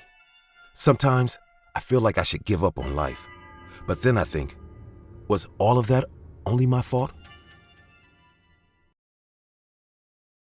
Dan and I rarely had the chance to meet, but I had called him since this was very important not just to me, but to him as well. We had to scrutinize the ruthless business of the skin salesman. Yes, a man who sold the skin. The bell rang and I quickly went to open the door. Dan was there. I welcomed him in and we both needed a good old whiskey before we went down the rabbit hole. Being sober would just creep us out when we would discuss the gruesome events that we underwent. Dan poured half a glass and drank it all at once. He then started telling his story. It was midnight. I had just come back to my apartment after working tirelessly. I greeted my girlfriend Jess, who was watching TV and adoring her favorite star, Britney Spears' new song. Jess was always a maniac for Britney Spears. She idolized her and kept a log of her every event. When we started dating, Jess had told me about her craze. I thought it had to be a phase, but it wasn't. One day she even said if I could get the chance to wear her skin and walk so proudly, that would be worth everything I ever had. I found this behavior very creepy, but never mentioned it to her. I wanted her to go to a psychologist and talk about her fantasies regarding her idol, since to me they were getting out of hand. I sat with her for a few minutes and then told her that I was going in for a shower, to which she just nodded. The shower relaxed me somewhat. Since the Grammy Award ceremony was just in 4 weeks, the hustle and mayhem had me work double shifts to keep everything in check. I had bathed and was just drying my hair. The dryer stopped and I could hear the song stop. Finally, we can have a moment with each other, without her Britney craze, I thought to myself. But the TV was still on, and had some kind of infomercial running. I've got a special treat for you. We are happy to announce the VIP Lookalike Department. We all know how difficult the creation of homunculus is. It's a fine art that takes years of practice. So, when a replacement order on VIPs come in, every detail needs to be perfect. Unfortunately, that's not always the case. But, for the right price, you too can look like famous icons from around the globe. What a funny way to promote a horror movie, I thought. These advertisers always find the most creative way to hit the big box and earn millions. I then quickly started the dryer again, and this time when I stopped, I could hear the ad getting creepier. There you have it, folks. Come on down to Demon Dan's Discount Homunculus Depot. If you're viewing the advertisement, then you've been selected for entry. Please enter the nearest door for instant deals and upgrade those old duds for one of our newest models. What are you waiting for? Come on down. I ended up cleaning everything and then I heard a loud thump, as if a door had closed. I peeked outside the bathroom and Jess wasn't there. I thought she had gone to another room. After the cleanup, I came outside and checked every room. I remember how I searched the whole apartment and tried to find her for days. I even filed a complaint of her missing, but Jess was never found after that. I then recalled the commercial. That weird commercial. Oddly, after a few days from that, Britney Spears had made it to the headlines for being clumsy and weird and not knowing how to perform. She was even reported to undergo social anxiety soon and couldn't perform at her concert. Dan was miserable explaining all of this. Of course, it would make no sense if someone else was listening to this, but it did to me, because it happened to me years ago, and Dan was the very person I talked to about it. Dan and I worked for the same media group, but I was a step above since I provided services as a manager to different high-profile celebrities. My situation was a bit odd since I didn't lose anyone close. However, I sure did see the celebrity I was working for undergo a complete personality change overnight. The day before the Oscars, Nina had called me up to her vanity van. I stepped in and saw her waiting for me. Her hair and makeup artist was giving the final touches and left after a while. We both sat there and she told me how she had called me here to be her new manager. I was surprised by what she had to offer. This could be my big break. I thanked her and said we'll discuss the documentation after the ceremony. As I was leaving the vanity, I heard the odd commercial blasting from her side TV. It was screaming the words Demon Dan's Discount Homunculus Depot. I didn't bother much and left the van. Walking a few steps, I realized I had forgotten my keys on the table. I went back and without asking for permission, stepped in. She had her back to me. As I entered, she got up, still not facing me, and walked into her bathroom door. I waited for 15 minutes to apologize for entering without permission, as I didn't want to lose the job. I waited next to her door, then knocked on the door once, twice, and then a third time. There was complete silence. I tried to open the door, and to my surprise, it wasn't even locked. I opened it wide and couldn't believe my eyes. Nina wasn't there. She had vanished. But how could she? She just walked in here 15 minutes ago. She disappeared as if she had gone to another dimension. I was dreading. How would I explain this? Should I file a report? Or look for her? What am I gonna do? I couldn't decide, so I picked up my keys and left. I didn't mention anything to anyone. On the day of the Oscar red carpet, all cameras were set on the next limousine that was to arrive in a few moments. The limousine was brought into the spotlight and stopped right in front of the red carpet. Out of it came the star of the year, Nina Jose. My jaw dropped and my eyes widened. How could she be here? Nina had won 6 awards for her different roles last year.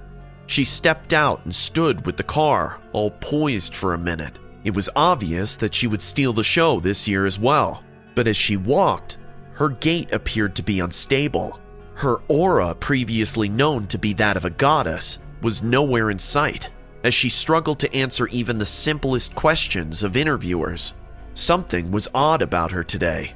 Could that be linked to the weird commercial that blasted from the TV Demon Dan's Discount Homunculus Depot, trying to slip in the skin of Nina Jose? Nobody would ever believe me if I had said my thoughts out loud. At that moment, I could only trust Dan. Now that we had both once again relived our stories, we wanted to track down the details. These demonic anomalies can only be traced by the one and only SCP Foundation. So we found and contacted one of the researchers and doctors at the organization, Dr. Rufus. Dr. Rufus was not at all surprised to hear the incidents. He went on explaining that what we had seen was the case of SCP-5049, Demon Dan's Discount Homunculus Depot, which was a pocket dimension that sold human skins. The disappearance was made through portals, and all of these commercials were compulsive in nature. They would draw the audience as a client to enter any of the closest doors, which turned into an extra spatial portal, leading the person to SCP-5049. Dr. Rufus also warned us to avoid or run away if the infomercial is ever played on our TV. We ended the call and were scared to death of what we had just found out. The celebrities people cherished were not even in their own skins. They were walking mannequins with dead souls of high-end clients inside. It was late, and the only way I could cope with it was to sleep on it. I told Dan to sleep on the couch, and I went to my room. At 2 a.m. exactly, I was forced awake by the loud noise of the infomercial screaming Demon Dan's Discount Homunculus Depot. Oh my god, this couldn't be happening. It's a fine art that takes years of practice. So, when a replacement order on VIPs come in, every detail needs to be perfect.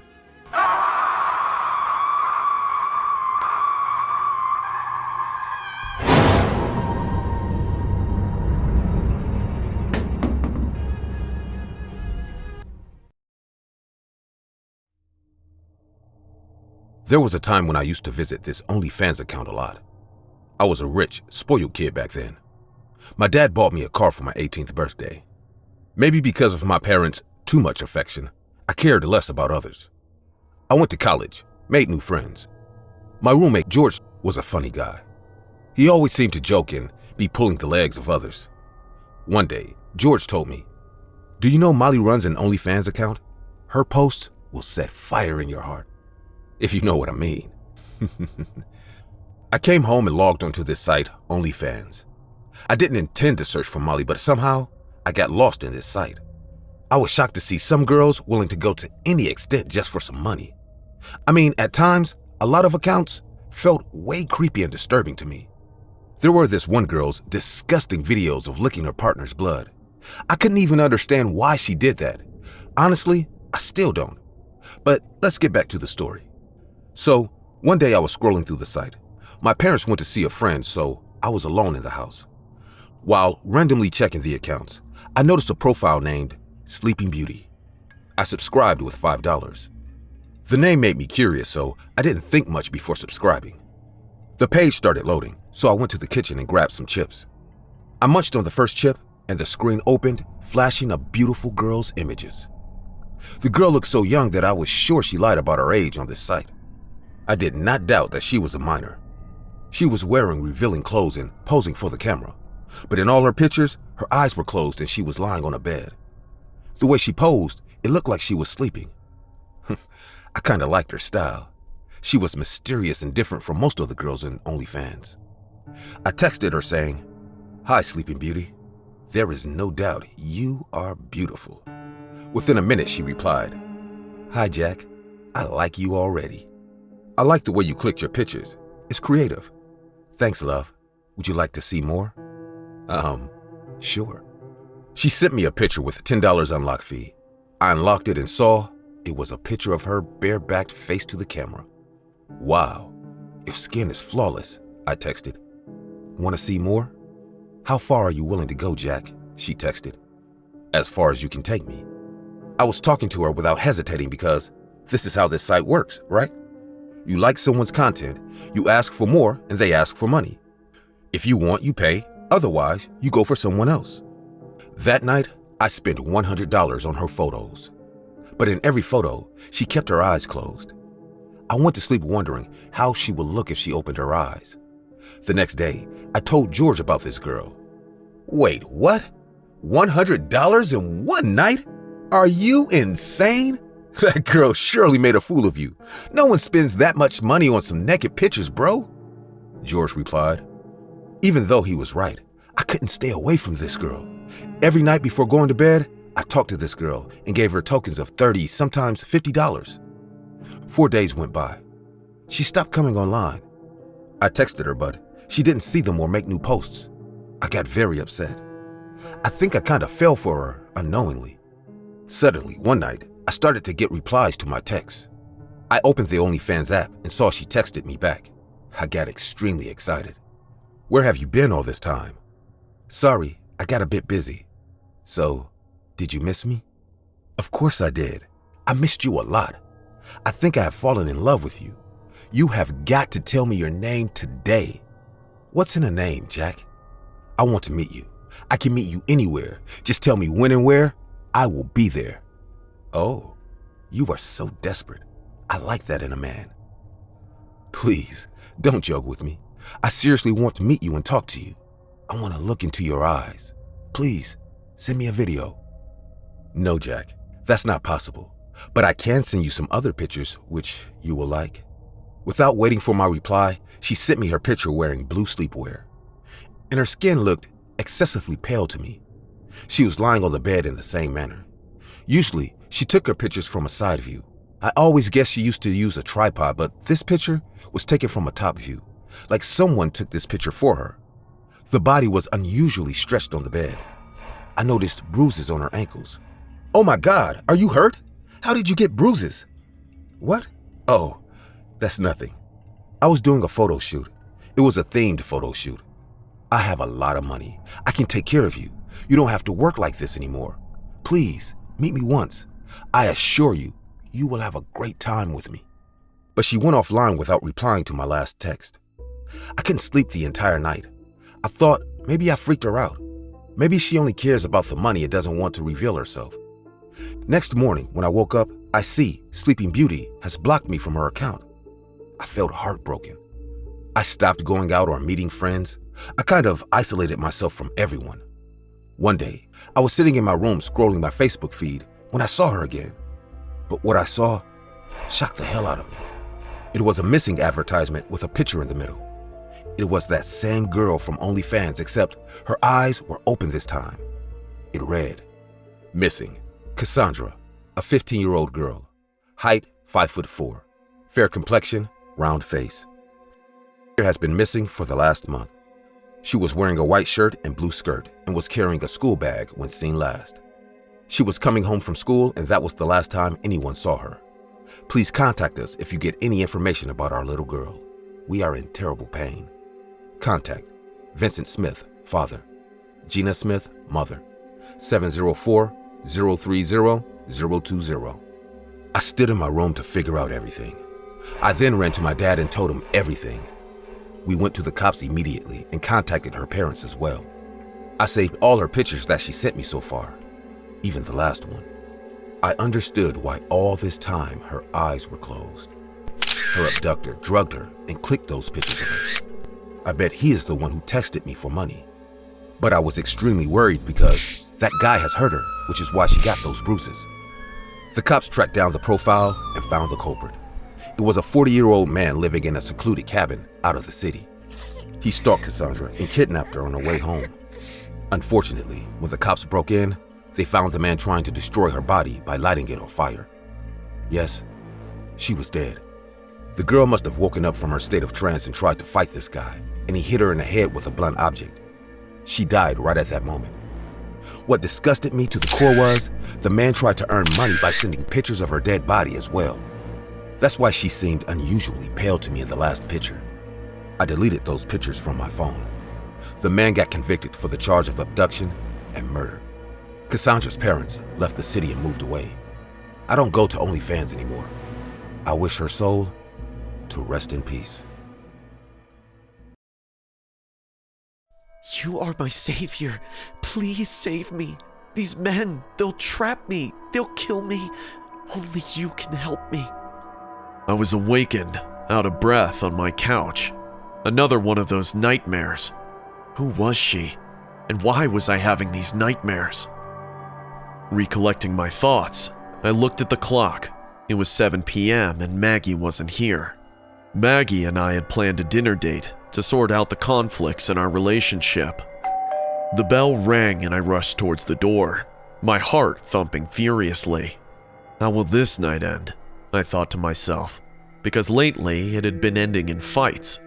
I pulled open the door, but to my surprise, it wasn't her. Rather, it was a nun. Yes, a nun. Sorry for not describing it earlier, but I live in Ireland. There was a famous covenant right across the banks, 2 neighbors away from mine. But still, a nun at my house? At this hour of the day? Why was she here? What did she need? I had so many questions. Can I help you? I inquired. She was wearing a habit, but her head was bigger than normal, and she was looking down. Pardon me, but do you need anything? I questioned again, with slightly raising my voice. After a minute or two of complete silence, she picked her head up, and then I saw a beautiful pair of eyes. Ones that could enchant a man. Any man, but not me. I'd seen them before. I did. But where? After a pause, her glare notched down and she stared at me with confusion, as if she expected a different reaction from me. I questioned once again. Are you lost? I'm sorry, but the Covenant is 2 neighborhoods away. Her facial expression shifted and her euphoria settled down. Before I could say something else, she turned around and walked away. But right before exiting our front yard, her habit was brought down slightly by the wind, and I think I saw a horn and an ear similar to that of a deer. I thought I was hallucinating. Did I just see a fawn? Or was it a ghost? She collected herself hastily and scurried away. Adding to my misery, the stones that bordered my front yard had decayed somehow. Who was she? I wanted to inquire, but dropped the idea given that Maggie would be here any minute, and I didn't want to ruin our date night. Well, that was strange, I thought to myself. If it had been Halloween, I'm sure I'd be spooked by this behavior. I closed the door behind me and barely made a few steps when I heard the thud on the door. I got furious and scared at the same time. What does she want? I reached for the door and opened it. I was about to yell at her at the top of my lungs, only to find out it wasn't her. Instead, it was Mags. My Mags. I welcomed her in and sat her down at the dinner table. She seemed uneasy, which was new to me, because she was always at home with me. After having dinner, she complimented my cooking, and then it was happening again. The same phone, the same ignorance, and a long silence. Nothing to talk about. How was your day? I asked, taking her hand, which she pulled away almost immediately. It was all right, the usual. I waited a minute or two before talking about how toxic it was getting for me. Maggie, can you please put the phone down for a bit? I said calmly, not to make her furious. She seemed unconcerned. I took the phone from her hands and put it down. Can you please, once, just listen to me with all of your attention? I begged her, and my voice got a little shaky. Okay, if this is how you want it to end. End? I couldn't stand the echo of that word. I could feel my heart beating faster. Is she leaving me? What end? I asked, almost furiously. This relationship. Us, she replied, ignorantly. But I'm in love with you. I would do anything to save you or this relationship. I could feel the tears build up inside me. All at once, she stood to leave for her home, and in a sarcastic tone shouted, "I never asked you to!" Of course, she never did. I was the one who fell in love, not her. I was the nerd who still read mythologies and believed in them, and she was the lady who loved modern world and glam life. It was never meant to work out between us. My friends had always told me that it was getting toxic, but they could never understand how madly in love I was with Maggie. I couldn't control myself, but I had to. While I was dwelling in the deepest of sorrow and misery, John, who was one of my friends, called me. He sounded completely out of breath and asked me to rush to Tony's house, also a friend of mine. I could sense the sheer panic with which he had talked. Something was wrong. When I was a few blocks away from Tony's house, I could hear the cacophony. I couldn't resist but run as fast as I could.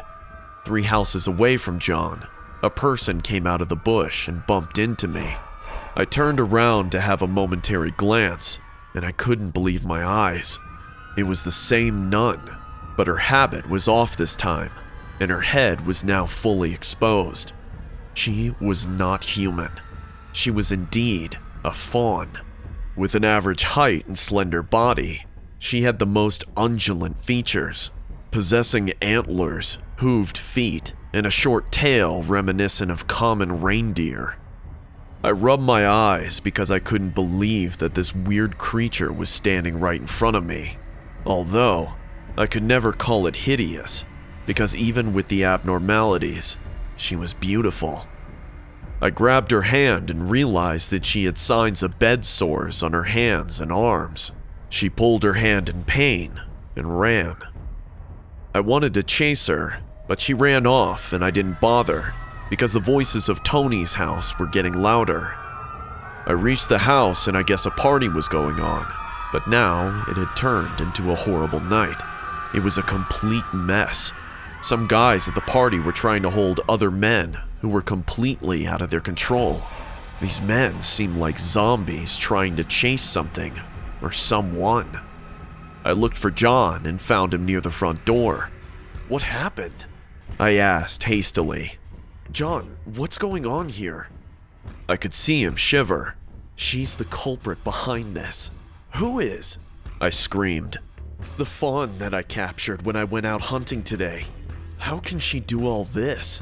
She's barely capable of holding herself together," I questioned. "It's not her, it's her eyes. She's an enchantress. Although her features are enough to affirm this, but her eyes, they have the magic. All these guys getting lunatic is because they made eye contact with her." And then it dawned on me. She was the lady from my nightmare, and these were the men she wanted to get away from. And as she said, only I could help her. How didn't I realize this? "I should have let her go," John said angrily. "She didn't belong here anyway. That little succubus." I got furious hearing those words for her. She didn't deserve it. She was so innocent and lost, but I had to find her and protect her at all cost. I tried to connect the dots. I had always read about the SCP, those mysterious creatures that lived among us.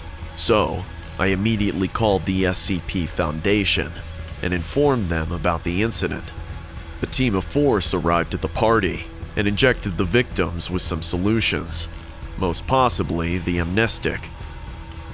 I still remember vividly that her presence had caused the stones around her to decay, and every phone that tried to capture her grew an odd plant out of its camera. So much was her power against objects around her. Later, it was revealed that she was designated as SCP-166. The day she came back to my house was the day she had escaped from her containment and tried to come back to her old home, the Covenant, to find the truth about herself.